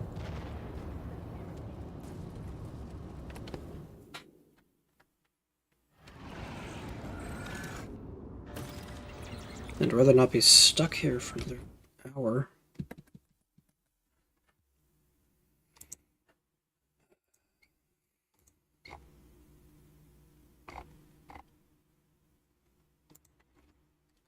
Let's see, what was it? Whispered negotiations? Yeah.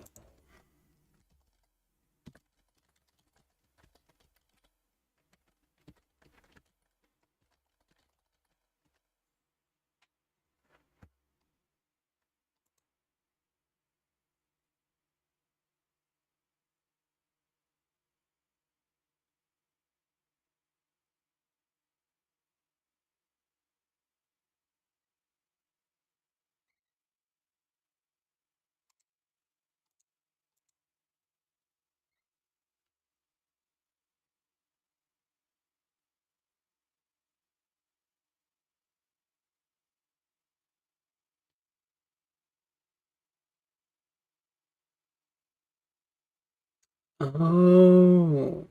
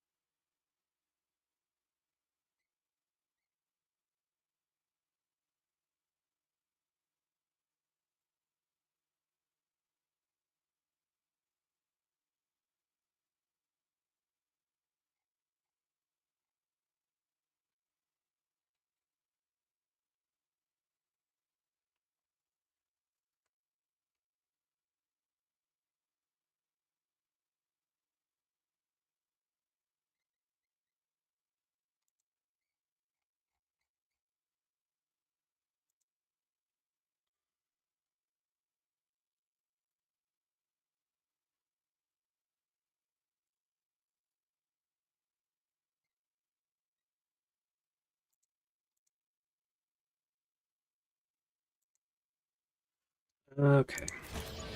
I've been doing the start wrong. This mastercrafted patella augment is not fit for a servitor. Lady Giovanna, tell your superiors that we are reinforcements sent by Mistress Elana. About a warning, all our reinforcements are logged. What use is this cogitator otherwise? Nods at a nearby panel and speaks into his vox. After a brief exchange of remarks, sparks to you. Go on then. Don't forget to present yourself to Lady Giovanna.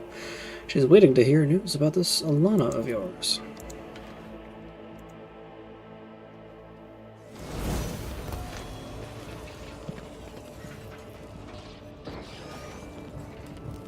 Alright, so we don't need to go to Anything to Convede. advance the quest for knowledge. So we need to talk to her.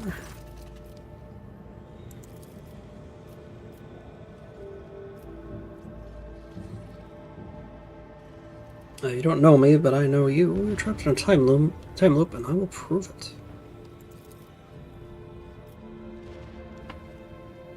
Just think about it. How could I have infiltrated the palace when it's the wax is still warm? You must believe me, no matter how crazy it sounds.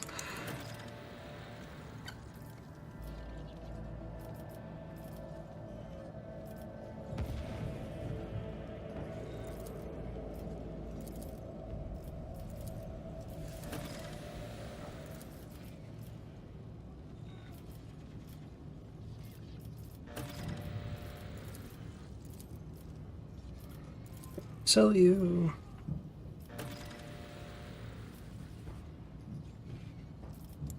I know.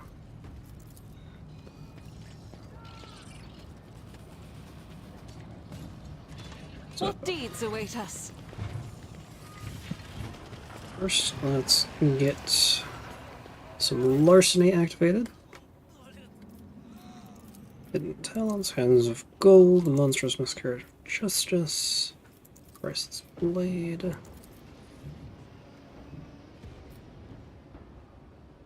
Watch out for Captain Sourback, and airstrike in the main headquarters. That'll be all.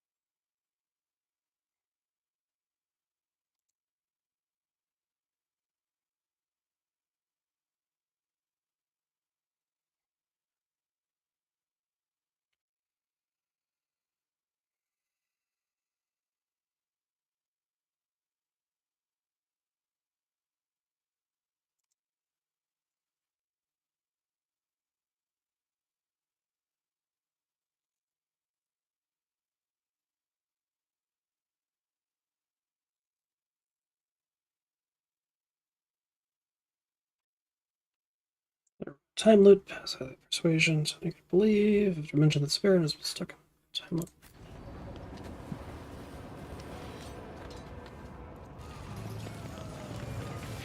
And exalt.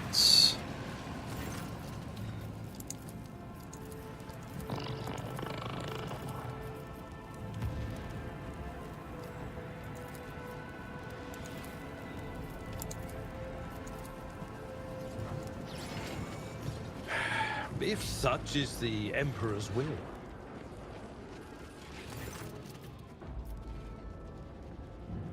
Leave that making a sound.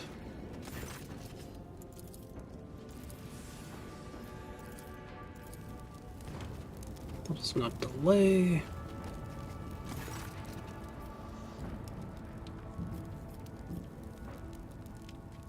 You're fair. Shouldn't that be a lot? I do not see confrontation with you. Yep. Hand over the gate card. Suppose we have to return.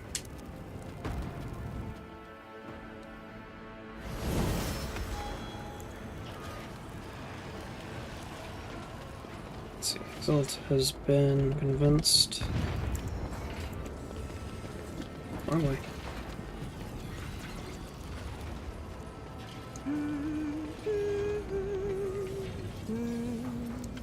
Talk to Laria.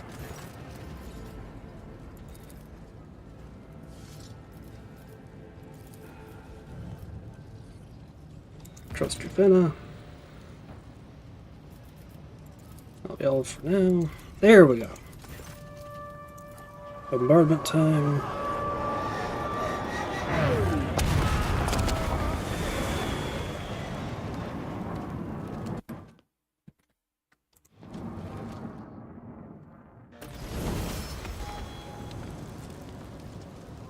So shall it Goes be. Jarub.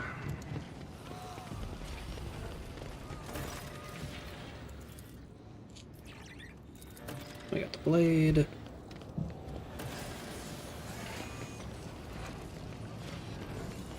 I think I got everyone's... No, I need to talk to... Zarkov.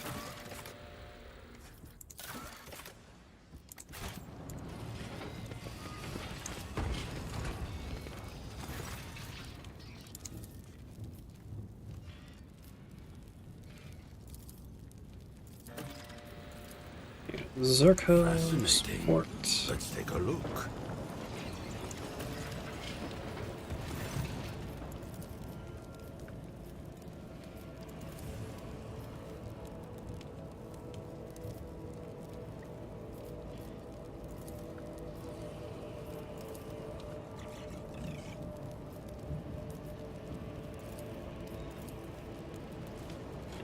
I think that's it.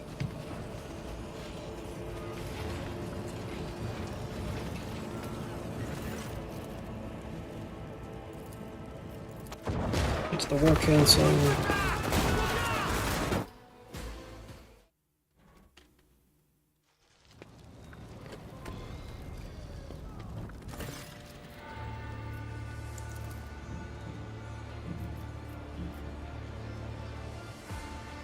Let's see.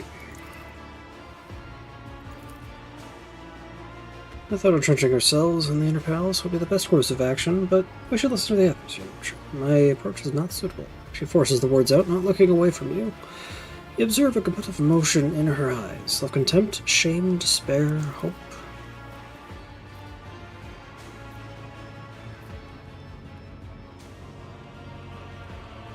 Asparian turns his head towards you. His implants respond. What about you? Surely your advice won't be to lock ourselves behind the gates. I don't think that's the best solution. Shall we hear other opinions?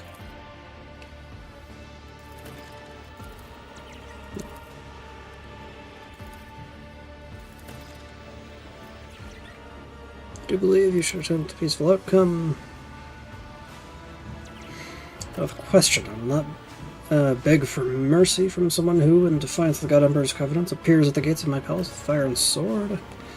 Siberian looks into Juvena's eyes as he speaks forcefully. The von Valencia's dynasty will not bow before Deodatus Farinwan. The gates of my house will not open to the enemy. Stop this madness! Juventus leaps into a righteous fury, her voice suddenly powerful and commanding. I, Juvenna von Valancius, sole heir of rogue trader Siberian von Valancius, accuse my father of heresy.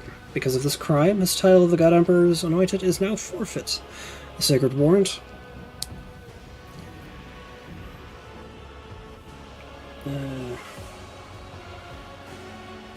cannot remain in the hands of one so impure. From this moment forth, I will assume the great and holy burden of serving as the head of House Valancius. I give you my word that all who follow me will not be accused of condoning heresy. She takes a breath to address her father again. The gates will not protect you, father, as they will help me open them to the truth.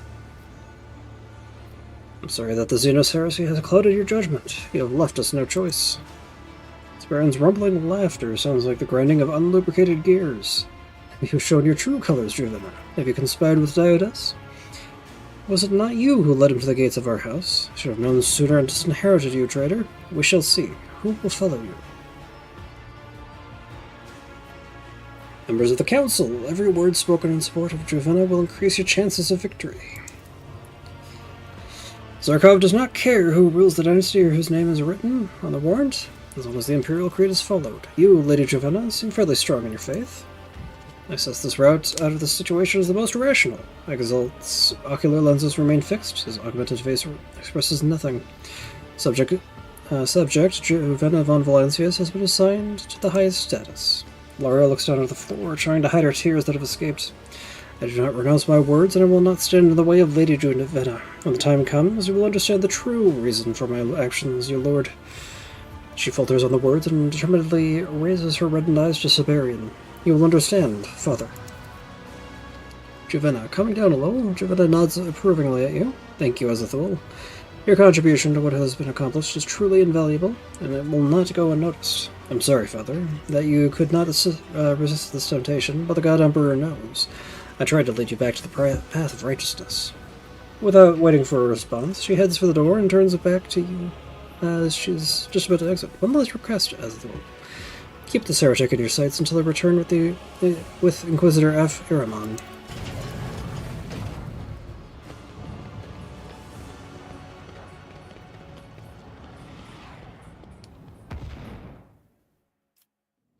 The man before you is immediately recognizable as a servant of the Golden Throne, thanks to his heavy insignia of dual gold.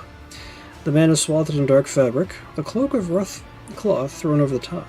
His face, which is heavily lined, but not by the ravages of time, is so unremarkable that it is as if it were a deliberate attempt to make himself forgettable. But his eyes, no one would soon forget those.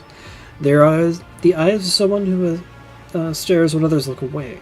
Only someone with strong of will or a mindless monster could withstand that penetrating gaze. I humbly greet you on behalf of the von Valancius dynasty, Davidas of Iramon, says Juvenna von Valancius. First, I must offer praise to the God Emperor. By his will has our alliance been accomplished. I also wish to introduce a friend, Azathoul. It was undoubtedly sent to us by his providence in our hour of need. It's thanks to his efforts that Siberian now stands before us with a bowed head, as befits a deposed heretic.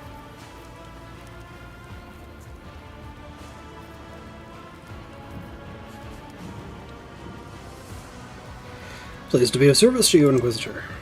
You're interrupted by the sound of metallic laughter, erratic and jagged, like a weak Vox signal, and then, just as suddenly, it cuts off. Bow my head. I, an anointed steward of the God Emperor, whose servants who you proclaim yourselves to be, I, whom are sworn to obey until your dying breath. When he bestowed upon my ancestors the warrant of trade, he distinguished the name of my dynasty and charged it with expanding the borders of his imperium. Know this. Today, you oppose the God Emperor's will. Today, I name you traitors. Daedalus, like a spawn of the abyss, have you poisoned my daughter's mind. You cloak yourself in his name, but you go against his covenants. Fools like you only burn away the shoots of knowledge that could serve the good of humanity. Revel in your triumph, Inquisitor. My legacy is destroyed, but you will hear no contrition from me, for the truth is on my side. You see, there is no need nor use in repentance, for our faith grants no redemption. But by the grace of the God Emperor, Siberian will furnish the Coronis Expanse with one final gift. It will serve as a reminder that the more one earns of his blessings, the heavier the burden of responsibility becomes. And for those whose backbone of faith should break under that burden, there is no other way but cleansing with holy fire. The Inquisitor's voice sounds muted and measured, lending weight in every word. Those words are filled with conviction, Domin Azethul. It's Siberian's name, isn't it? Yet, past the Undying One's lips. Is his executions truly so timely?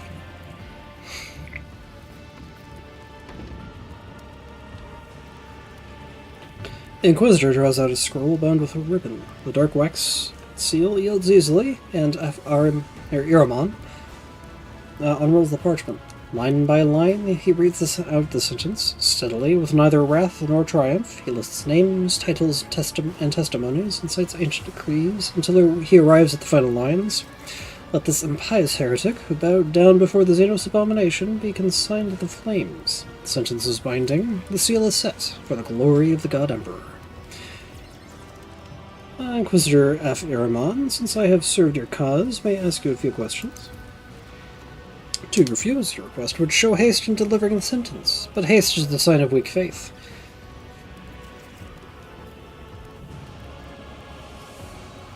Siberian's fate was sealed the moment he thought Xenos artifacts might serve the good of the Imperium. It was then that the sentence was handed down. I am no judge, my friend, but merely a messenger of his will. Therefore, speak. What a farce! You punish heresy with death, and yet all the while you are playing a part in a Xenos trap. You're trying to make me afraid? I'm not permitted to fear. Whatever nets Siberian has set, I will break them. The God Emperor leads me, and his will is stronger than any snare. On affords, let justice be done. When you hand Siberian over to the Inquisition, you notice that the Lord Captain never once lost his signature poise, even in the face of death. Thrusting out his chest emblazoned with the Von Valencia's coat of arms and his metal chin proudly raised, the Road Trader marches majestically to his execution.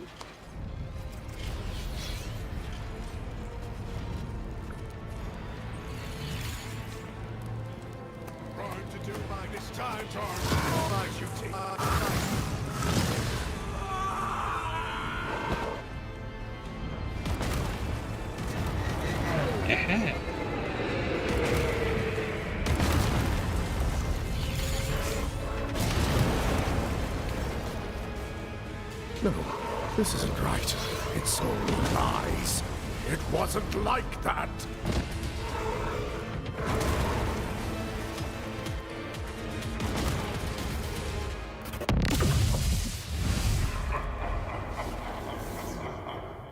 Your histrionics are pointless, Siberian. Your truth was an intricate work of artifice, frozen in eternity. Until unenlightened savages violated the integrity of the exhibit.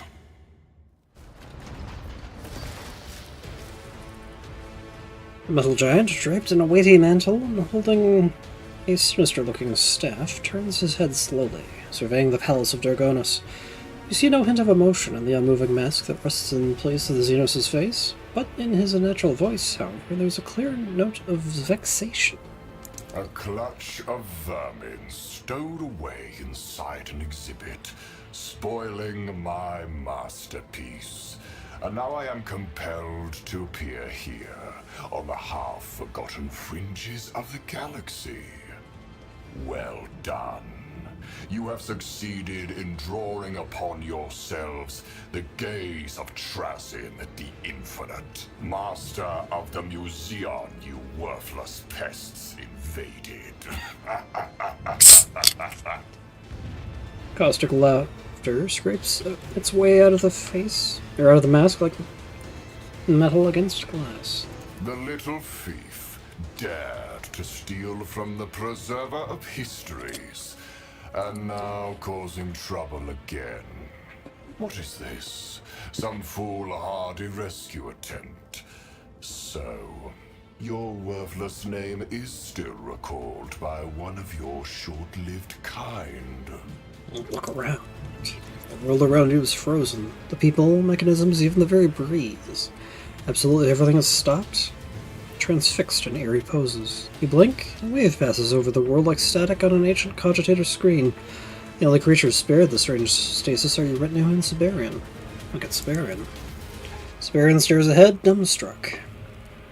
Helpless to fend off the realization crashing over him, the light of his cybernetic eye stutters, as though even his augmetics are breaking under the weight and bearing down upon them.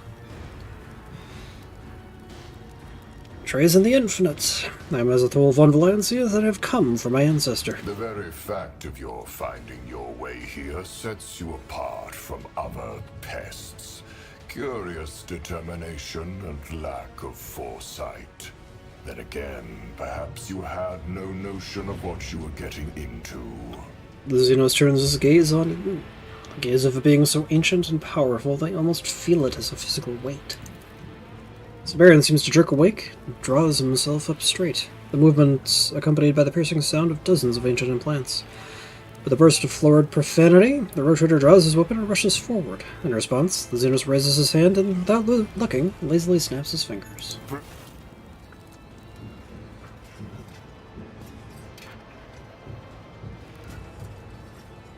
Primitive civilizations are always amusing in their inability to grasp the full scope of their powerlessness, and their simultaneous insistence on denying it altogether. The path for those in this place is determined by me alone. All the more so now that your actions have forced me to come here in person. What is this place? You are inside one of the pieces in my collection. The greatest in the galaxy. I assembled it myself, crossing distances of millions of star systems and time spans of hundreds of millennia. To be among the relics, creatures, and events on display in the Museion of Trausen the Infinite is an honor that I grant to very few. Why did you capture the ancestor of the von Valancius dynasty and imprison him here? Siberian von Valancius. This rare member of your family garnered my interest. He did this by crossing my path and stealing a priceless relic, which I had intended to add to my collection. This act so impressed me that I decided to recover stolen item and thief together. I knew that Siberian would return, seeking other treasures hidden on the world of Zarkov. I knew he would not forgo the opportunity to investigate the portal he would so conveniently discover inside the temple. Since then, Siberian von Valancius and his dearest Laria Voitvir have been the protagonists of their own exhibit. Again and again, they experience the hopeless siege of their world. Again and again, they choose paths, make decisions, and reach the finale in new and unexpected ways. A finale that has already been predetermined. A defeat in which Siberian is inevitably betrayed by his precious trophy. The Crimson Dance of Cain. The very sword he stole from me. The very sword I took back. Leaving Siberian trapped in an endless loop, armed only with a hard-light facsimile. I seem to have spoiled your plans. What now? The display I designed is ruined, and the collection has lost one of its exhibits. And this after I lavishly rewarded Siberian for his exceptionalism. I am stripping the von Valancius dynasty of the honor of being part of the Museion exhibition. Take your ancestor. I will seek out a replacement. Needless to say, I will be keeping Laria Voitvir. She has performed her role diligently, and I see no reason to discard her. If Siberian wishes to be reunited with her, he can return, beg for forgiveness, and perhaps earn the privilege of rejoining my collection. As for you, pest, Trazen raises his staff slightly. I have made a small addition to your physiology. I am eager to observe how you make use of your new trophy. And observe I shall, all the while voicing my opinions directly to your ears, wherever you may be. Pain lances through your entire being. You seem to scream in the hope that it will alleviate this unbearable suffering, but then you realize that the agony, at once fleeting and unending, has already stopped. Your vision doubles, and splotches of color seem to swim in the air in front of you. Now, get out of my Museion. Trazen raises his hand with an impassioned gesture and pauses theatrically. And then we're just kicked back. Oh, that was neat. So what did I get?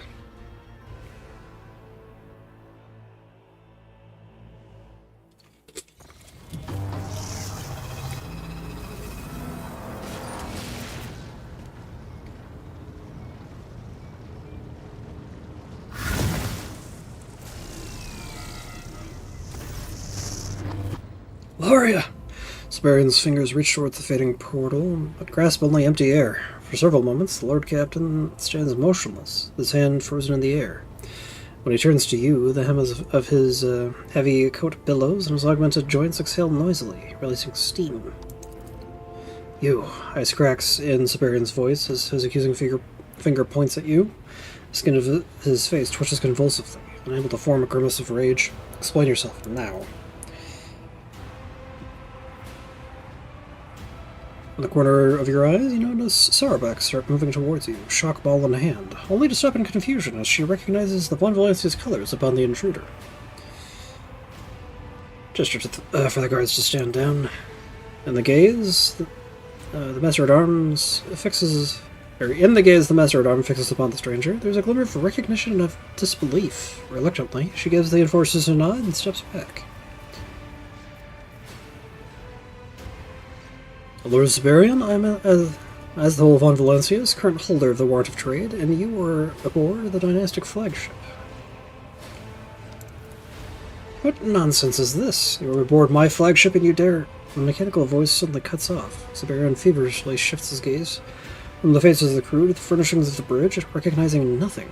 Clutching his head, he repeats, This is absurd. This cannot be. The flickering, disintegrating silhouette of the now familiar Xenos appears as if out of nowhere. Trazen's voice resounds in your mind. My former exhibit's brain is trying to make sense of reality. Being transferred from my collection to a living environment is a shock capable of disturbing the neurohumoral regulation of a physiological species equipped with a simple form of higher nervous activity. Is he gonna die? Oh no, his body is more metal than flesh, although his mind is still very human. He'll be able to overcome his negative physiological reactions. Once he's acclimatized to this new reality, he'll be dealing with the Siberian Von Valencias, who is in full possession of all of his knowledge, quirks, and outsized ambition. Let us see if that proves to be his fatal flaw this time around. The vision of the Xenos disappears, and you're left on the bridge, surrounded by your officers, who are staring at you in astonishment. The sight of their Lord Captain talking to empty space has clearly made a lasting impression on them. Siberian masters this shock and fixes you with a baleful glare. Have your wits returned to you, Azathoul? Excellent. Now, be so good as to explain why you, who name yourself a rogue traitor Von Valencius, would so readily surrender a kinsman to a mortal enemy. I find it difficult to believe you are truly my descendant.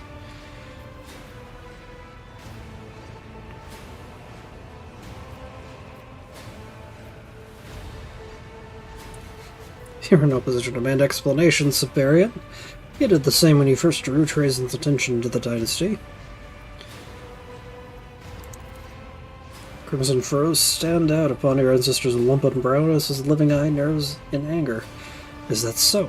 Your response reminds me strikingly of Juvenna. So, her spirit endures across the centuries, while my own endeavors have faded to nothing. I shall call you heir, Azathoul, but only because I see no alternative for now. He suddenly staggers, yet forces himself to remain upright through sheer will. And now I require rest.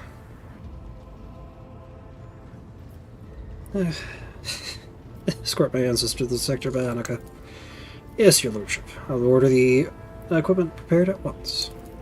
Museion obediently leaves the bridge. For the first time, his shoulders are slumped and his gaze is empty of all but infinite exhaustion. After Sabarian's departure, the bridge remains abuzz for some time with the commotion caused by the sudden appearance of this new member of the Von Valencia's dynasty. And we're finally free of the Museion. Hey, and we didn't leave our retinue behind. Nice. Let's see here. All that done. Let's talk to Eogan. Legos biologus Eurystheus octo rebido declaimed. Every organism naturally born, flesh from flesh, knows fear. But the supreme terror of an organic organism is invariably evoked by the threat of annihilation. Eogan's organic eyes close. With fingers steepled, he rests his hands on his stomach. There's an expression of deep peace on his face. Without opening his eye, he says, all that. I have pondered this a great deal. Do death and terror define our existence from the very beginning? Like a kind of fate, a raised blade since our conception that governs our lives? Rogue Trader, do you fear death? Nuncius, his countenance a reminder of the inevitable end, stares at you with his empty eye sockets.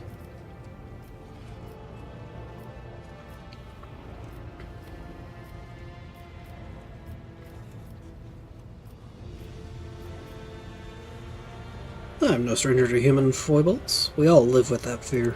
And that is what unites us. A sincere answer. It is a rare ruler who will admit that he fears anything at all. Thank you for indulging my curiosity. Now it is your turn to select the topic of conversation. Isn't Nuncius jealous of your new cyber companion? A preposterous notion. My cybernetic companion is merely an auxiliary tool. It is far less sophisticated than Nuncius, and lacks his outstanding communication skills and sharp intellect. Truly, you detect no whit of jealousy in the Servo Skull's gaze. You mentioned that you have knowledge of Xenos. The rank of Genitor grants me the right to study their foul anatomy and behavior for the purposes of identifying their weaknesses. I have personally dissected more than one specimen, and have even preserved specific body parts for further investigation. I research and study their technology to the same end. There is no shame in using our enemies' weapons against them, no matter what some narrow-minded colleagues may say. I look forward to seeing what new topic of discussion you propose. You wish to debate? Let's begin with something simple. What is the meaning of life? Splendid! It has been a long time since I last had a worthy opponent. Not including my dearest colleague, of course. So, to the topic. I have never understood why some thinkers present this question as something profound, when the answer is utterly trivial. The meaning of life is determined by a person's position in the hierarchy of the Imperium, and where he or she is deployed. But ultimately, what it comes down to is supporting the functioning of the system. The worker produces or processes a resource. The soldier destroys enemies. The governor ensures order and the shipment of tithes. The meaning of my life is to advance the quest for knowledge, thus fulfilling the function granted to me by the Omnisire. As I said, an utterly unoriginal question.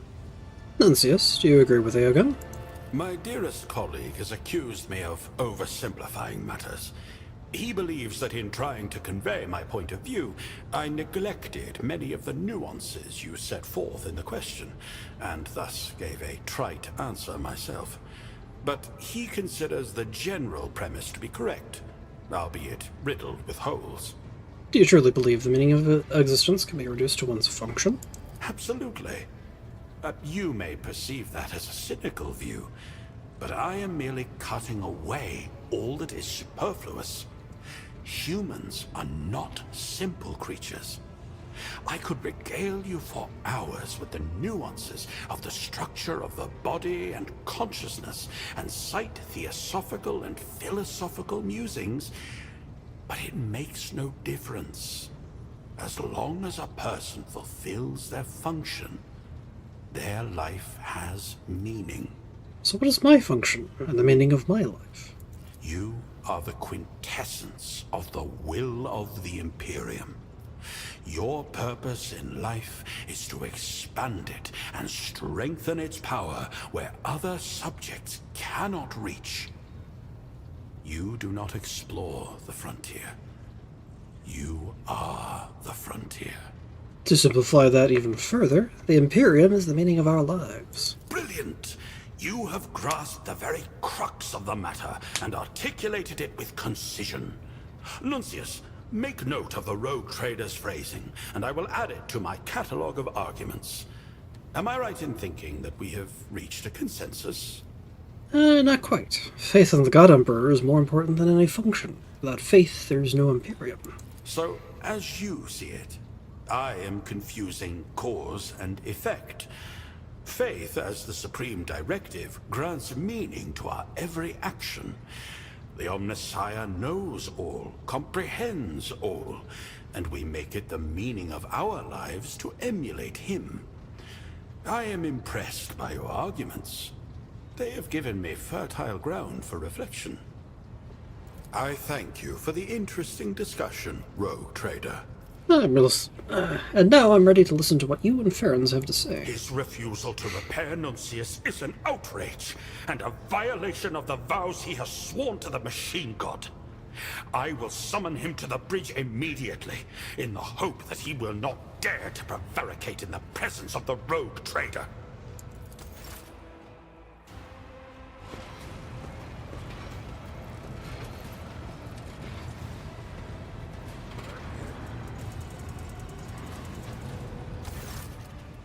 Genitor Farron's holds a servo skull in his steel fingers.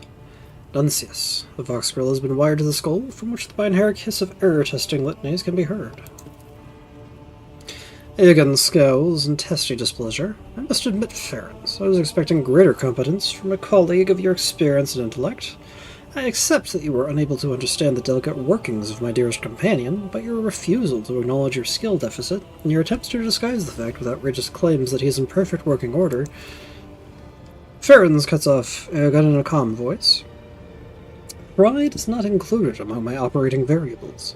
I register any error or lack of competence in my logs as meticulously as I do successful procedures. The diagnostic rites were performed in accordance with a catechism of maintenance and operation.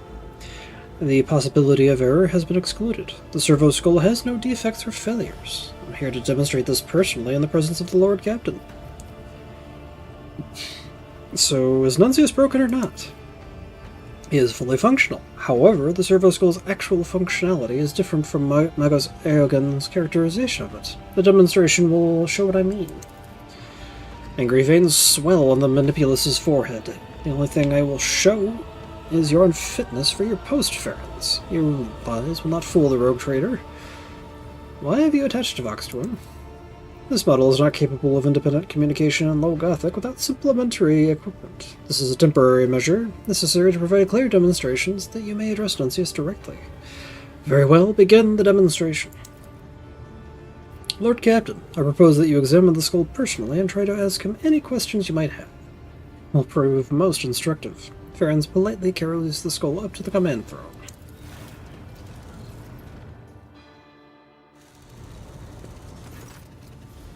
Nuncius sits docilely in your hand, his eyes producing a constant flicker, while a grunting sound crackles from the Vox. Examine the skull. Contains only a control microcogitator, an Imperium standard set of manipulators, and an auto-quill for log keeping. All organic components are completely absent. Nuncius, can you hear me? Error, the requested identifier Nuncius is not recognized. Unit, specify your designation. Auto-ascribe servo skull, designated 17-401, system System status pending. 17-401, have you been subject to any modifications? Number of modifications, 1. Modification protocol, installation of a Vox grill by an authorized unit, unit identifier, Genitor Majoris Ferens. No data found on other modifications since the inception of operation. Open access to the latest log entry.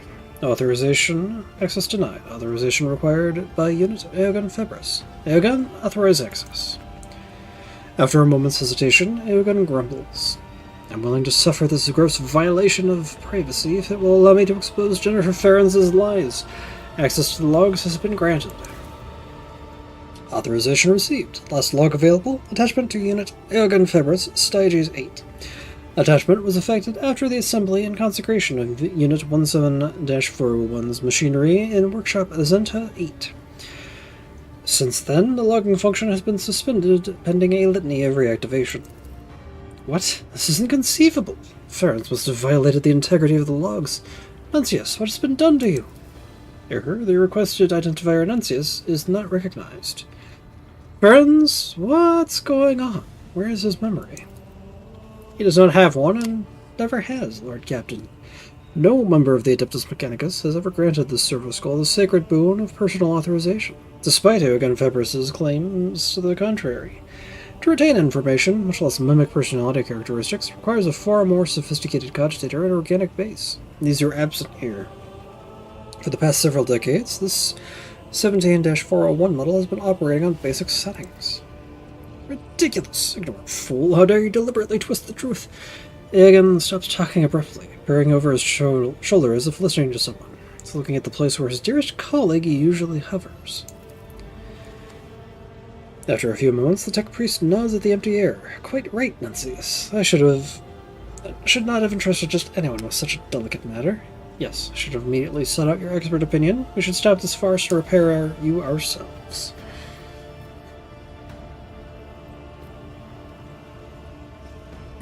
Address the skull in your hands. Nuncius, I believe your colleague has lost his mind. Wouldn't you agree?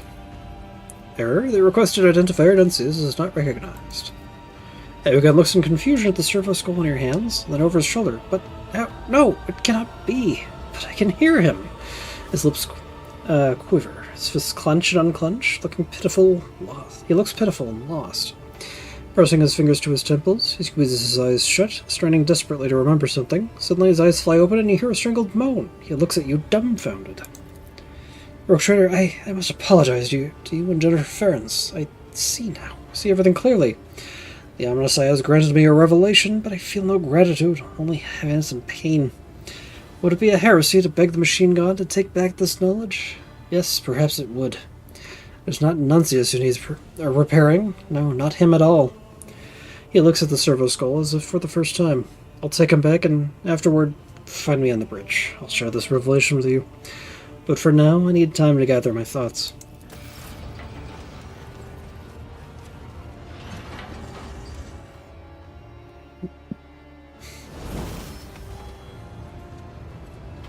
Aegon, your requested words.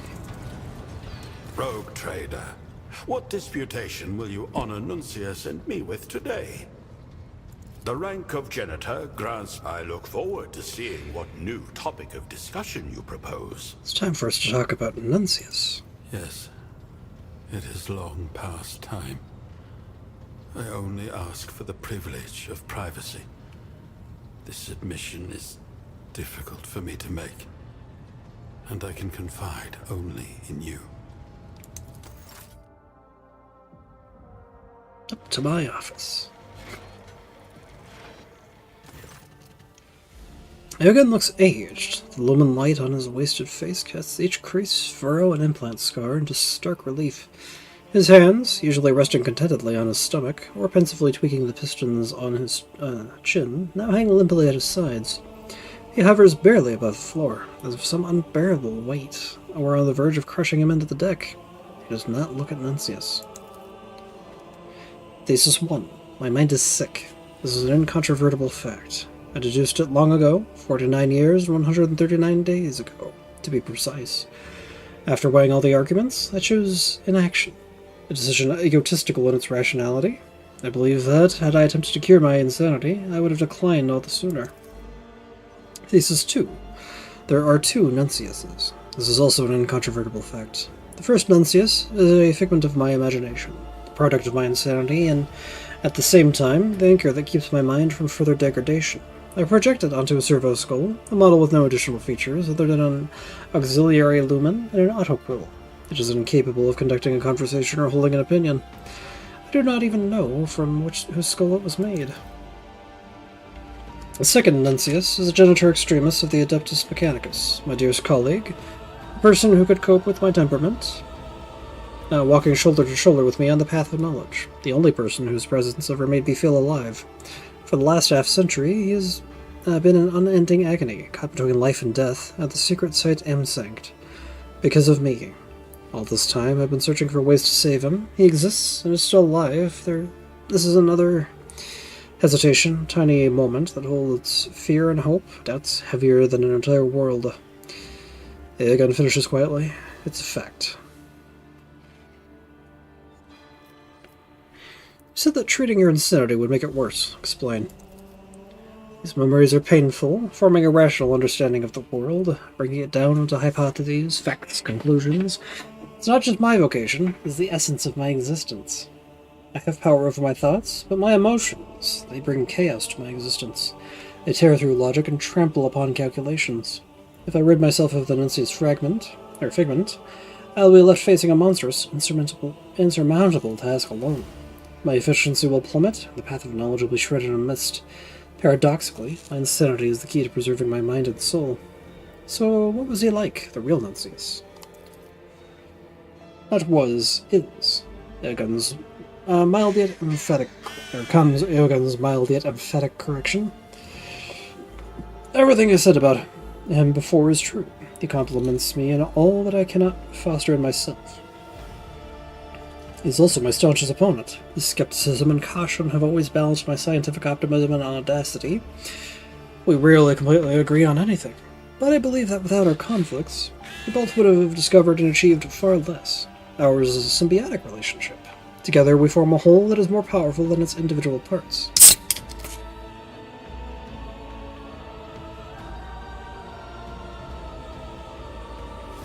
Now again, I need the truth. What really happened on Sanct?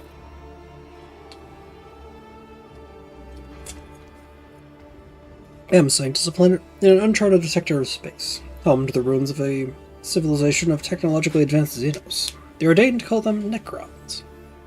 There, we set up a research camp under the supervision of the Inquisition, and we set about searching for surviving samples of xenotechnology, and we found them.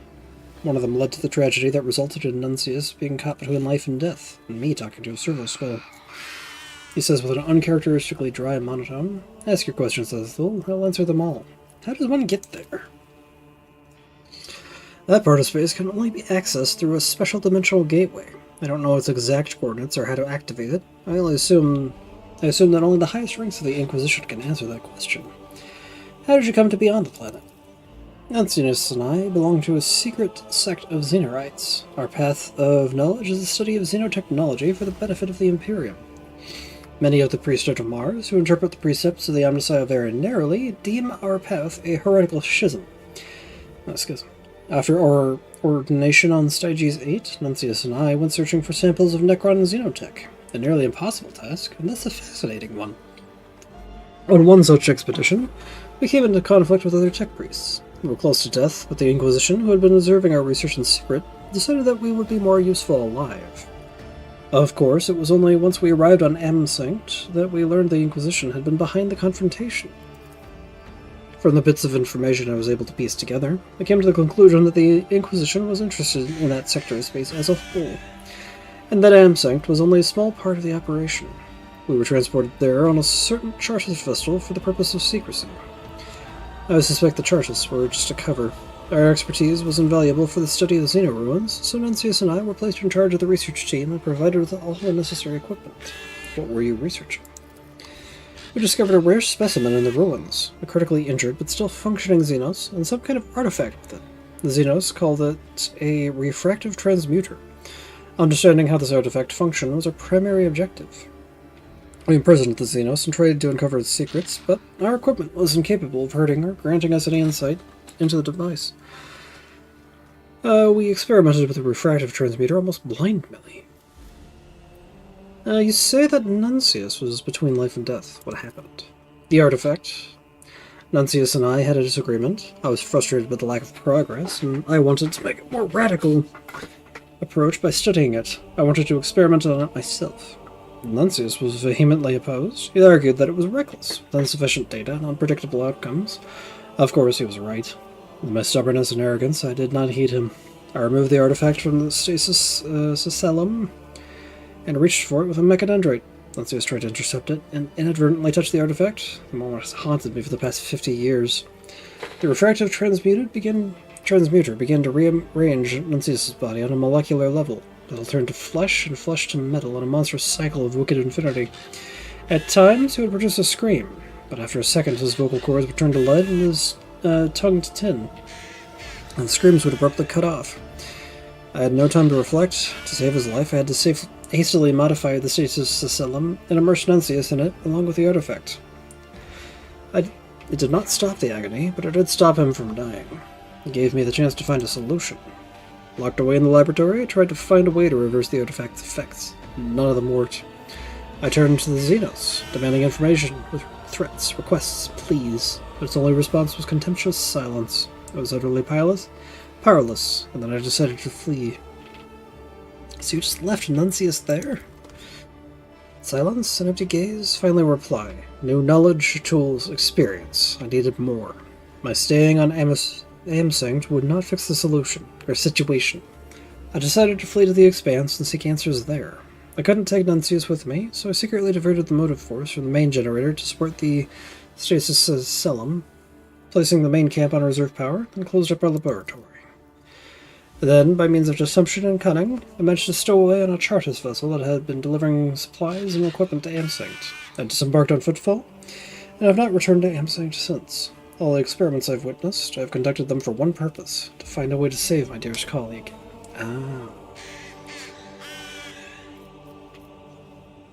For all I wish to.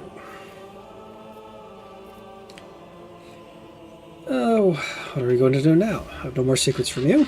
Oh, I will help you find a way to return. Help you return to Nuncius. We will go to Amsynct as soon as we find a way through the gate. Stares at you. Eogan stares through you, looking lost. Difficult memories are dragging him away from here, from the here and now.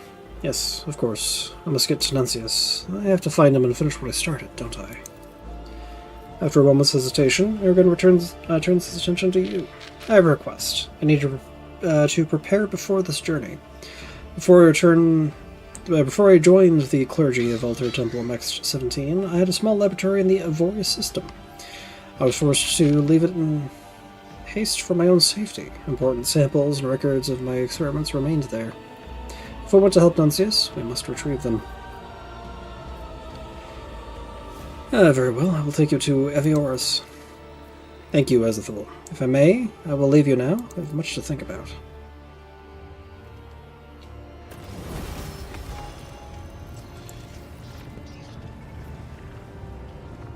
Still more to be done.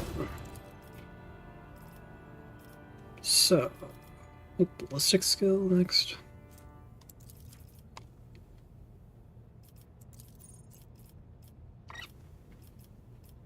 And Medicaid.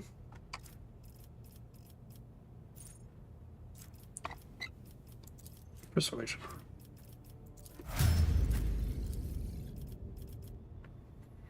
Weapon skill, toughness, and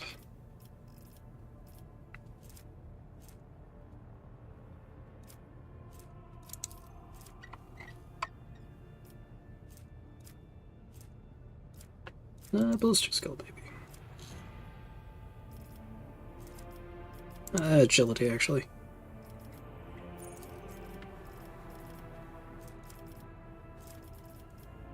And awareness.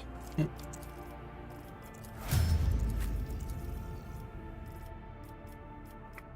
Perception.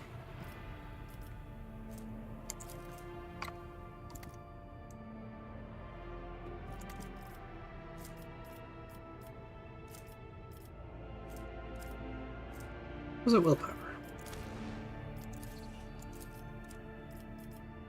Yeah, it was willpower.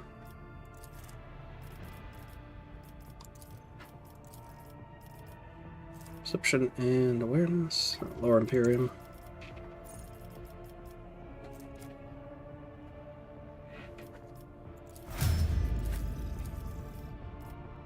And then you get Fellowship.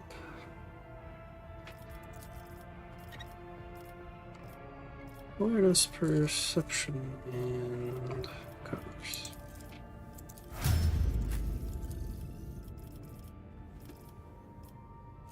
Agility, Weapon Skill... Perception.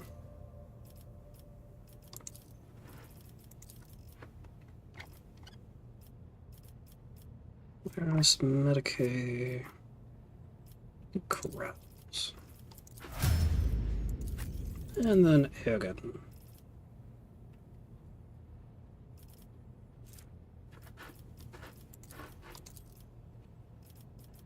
Ballistic skill.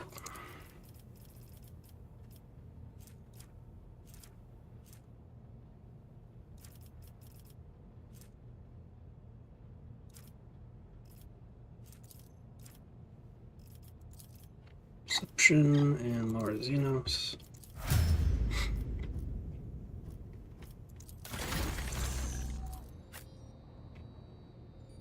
So I got something.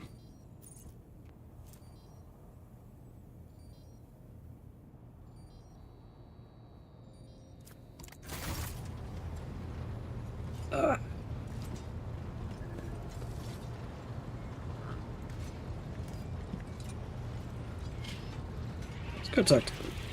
Yeah, Rogue trader, do not worry. My mind remains clear, but habits are hard to eradicate. Even habits such as communicating with a figment of one's own imagination.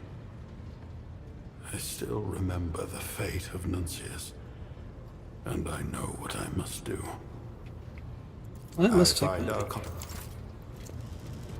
Alright, let's go talk to...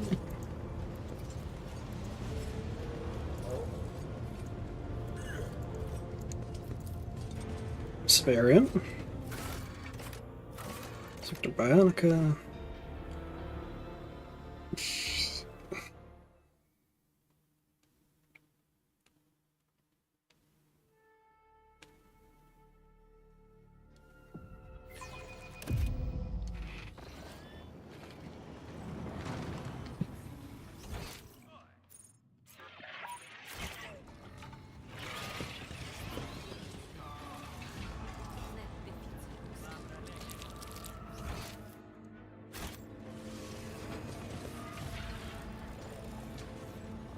West, for Bunharic litanies to restore implementation through its machine spirit, or sanction to analyze the motive force impulses.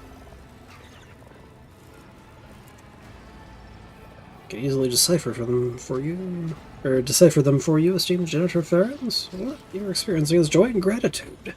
Certain basic components of the flesh cause these feelings.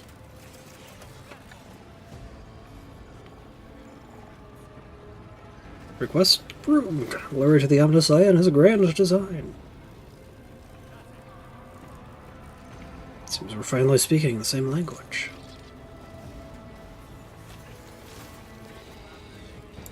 So what's up?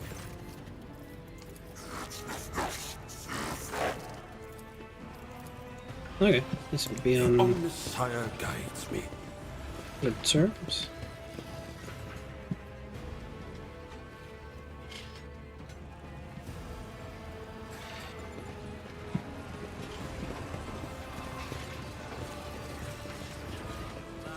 Else is hanging out in my...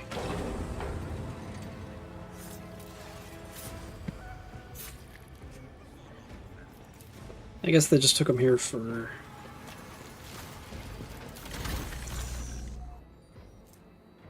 Ah yes, I also need to get some more stuff installed on you.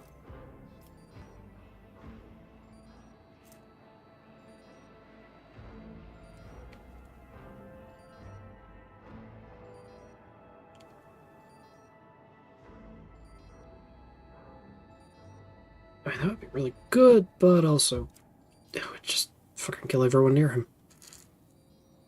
Cerebral inverter.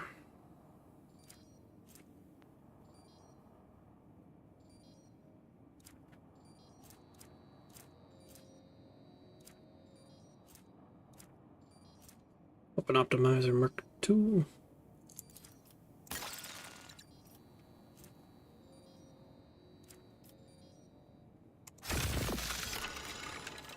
What? This long-range combat sensors. Makes them range of increased by 4. Range attacks.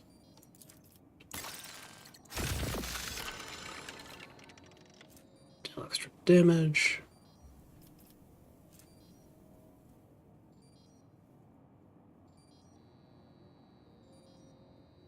Holy shit. Aegon becomes immobilized, and as long as he remains so, he ignores line of sight when attacking and the maximum range.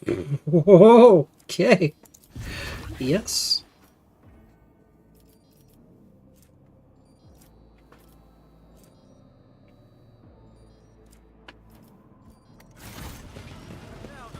Actually, Of course, rogue trader.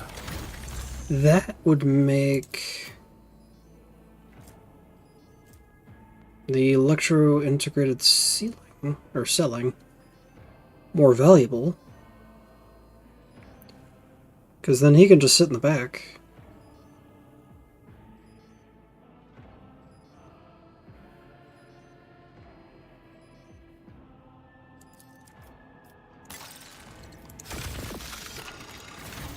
He's a goddamn artillery piece now. Where would he be?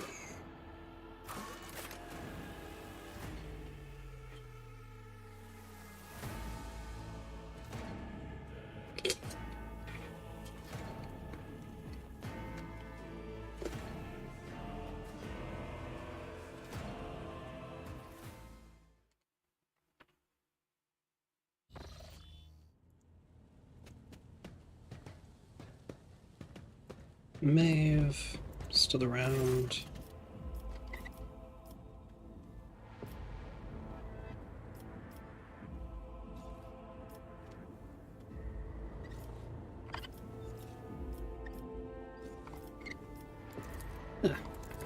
Keep her around.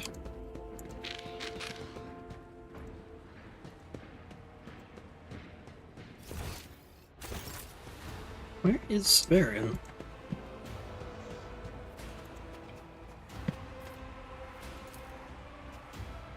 Perform your ablutions.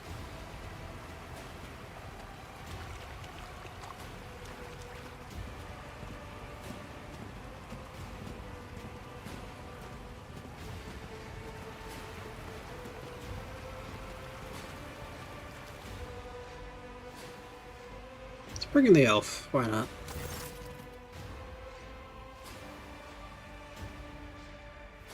Relax and close your eyes.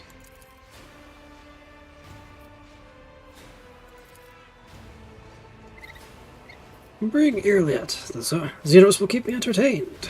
At once. You should not call upon me for the sake of your own idle amusements, Elantak. The children of Museion light in unity, both with the universe and their kin. One of the ways in which we achieve this unity is symphonic creation. When a Museion wishes to rest and spend time with their closest kin, we weave in images with our voice. Each of us adds something of our own until the melody becomes a harmonious tapestry woven from different sounds. That sounds fascinating. Can you teach me? She looks at you curiously, though you see doubt in her eyes. I don't know how much you truly understand of what I have told you. Still, your soul seeks harmony. She closes her eyes and begins to hum a peculiar melody. It follows a strange, unpredictable rhythm, as though she is drawing intricate patterns with her voice. Try to weave your voice into the melody, and succeed. You begin to sing, guided by your own emotion, more than any specific rhythm or motif. Every now and then, Irliet changes the flow of the melody, encouraging you to add something new to the song. A warm feeling settles over you like a gentle embrace, and Irliet's expression softens. We created a unique an unusual tapestry together, Elantak. It's unlike any I've woven with my kin. You lack experience, but you understand the purpose of the weave. And in our brief melody, I found peace. Irliet's voice sounds almost surprised. She falls silent for a moment. I must leave now. May you find rest in body and spirit. Finish your emotions. Yeah, I'm clean.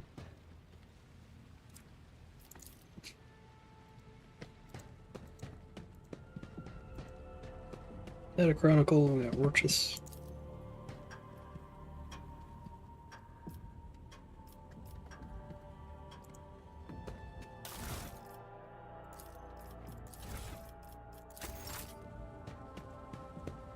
Anyway, I guess another thing will be...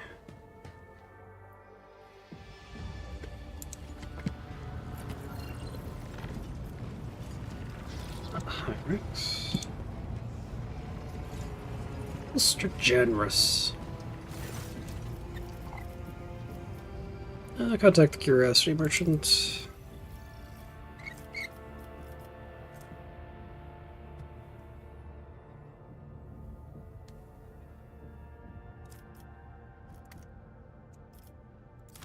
Well, I gotta grab all that.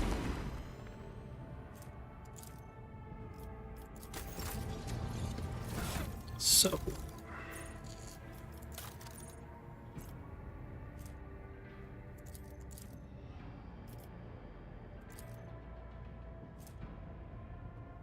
There's familiar maintenance stations. Why do I do any of them? Bolter improve. It's probably gonna need me to go back to quarters.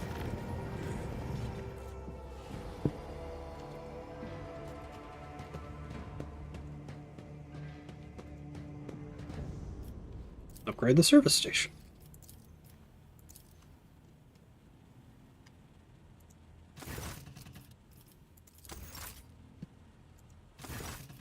Find something useful for me.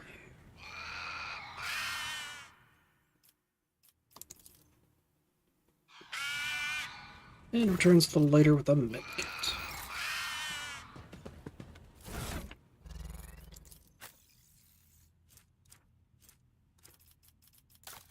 Anyway.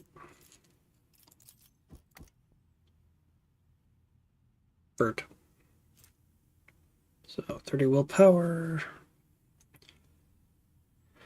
Well, and a full cell radius around the Raven, Overseer's relayed attacking psychic powers deal 20% more damage and do not count towards the attack limit, but the Overseer suffers damage equal to 10% of their maximum wounds.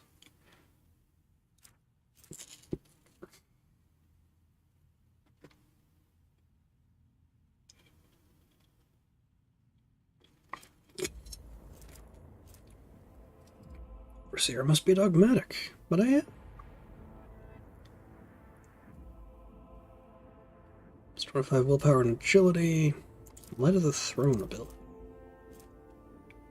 Veil degradation changes to 0. The warp burn and soul burn effects are removed from all allies.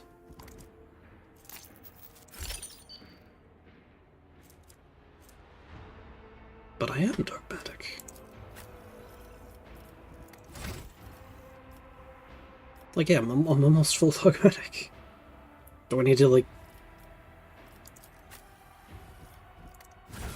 Do I need to be, like, purely dogmatic?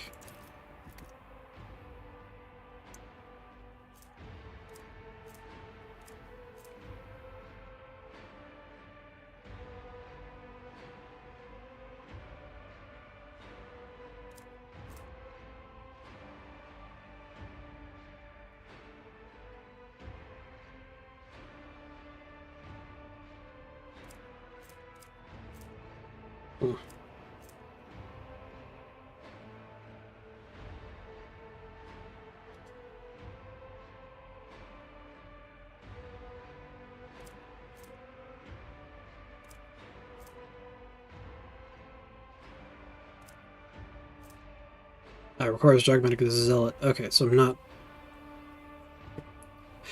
not dogmatic enough.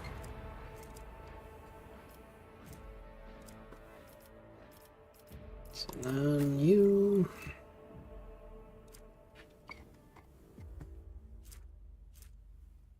Undefiled Aquila. Let's God, our Mark II was pretty damn good.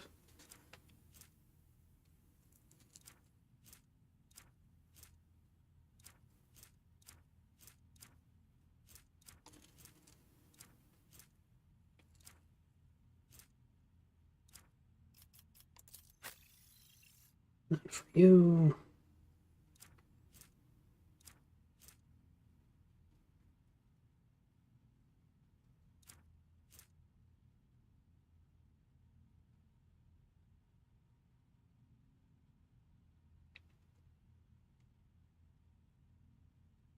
Fortification protocol might actually be pretty good. Just to help protect Aogun when he's in the back, being an artillery piece.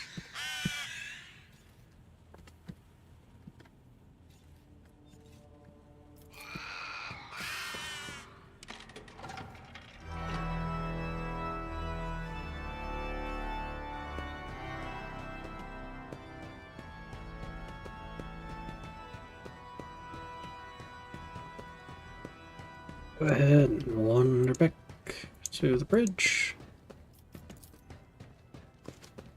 And call things here. My voice is starting to give. I will see you guys tomorrow with Palworld. Because why not? See you there. And of course next week we'll figure out what the hell's going on from here.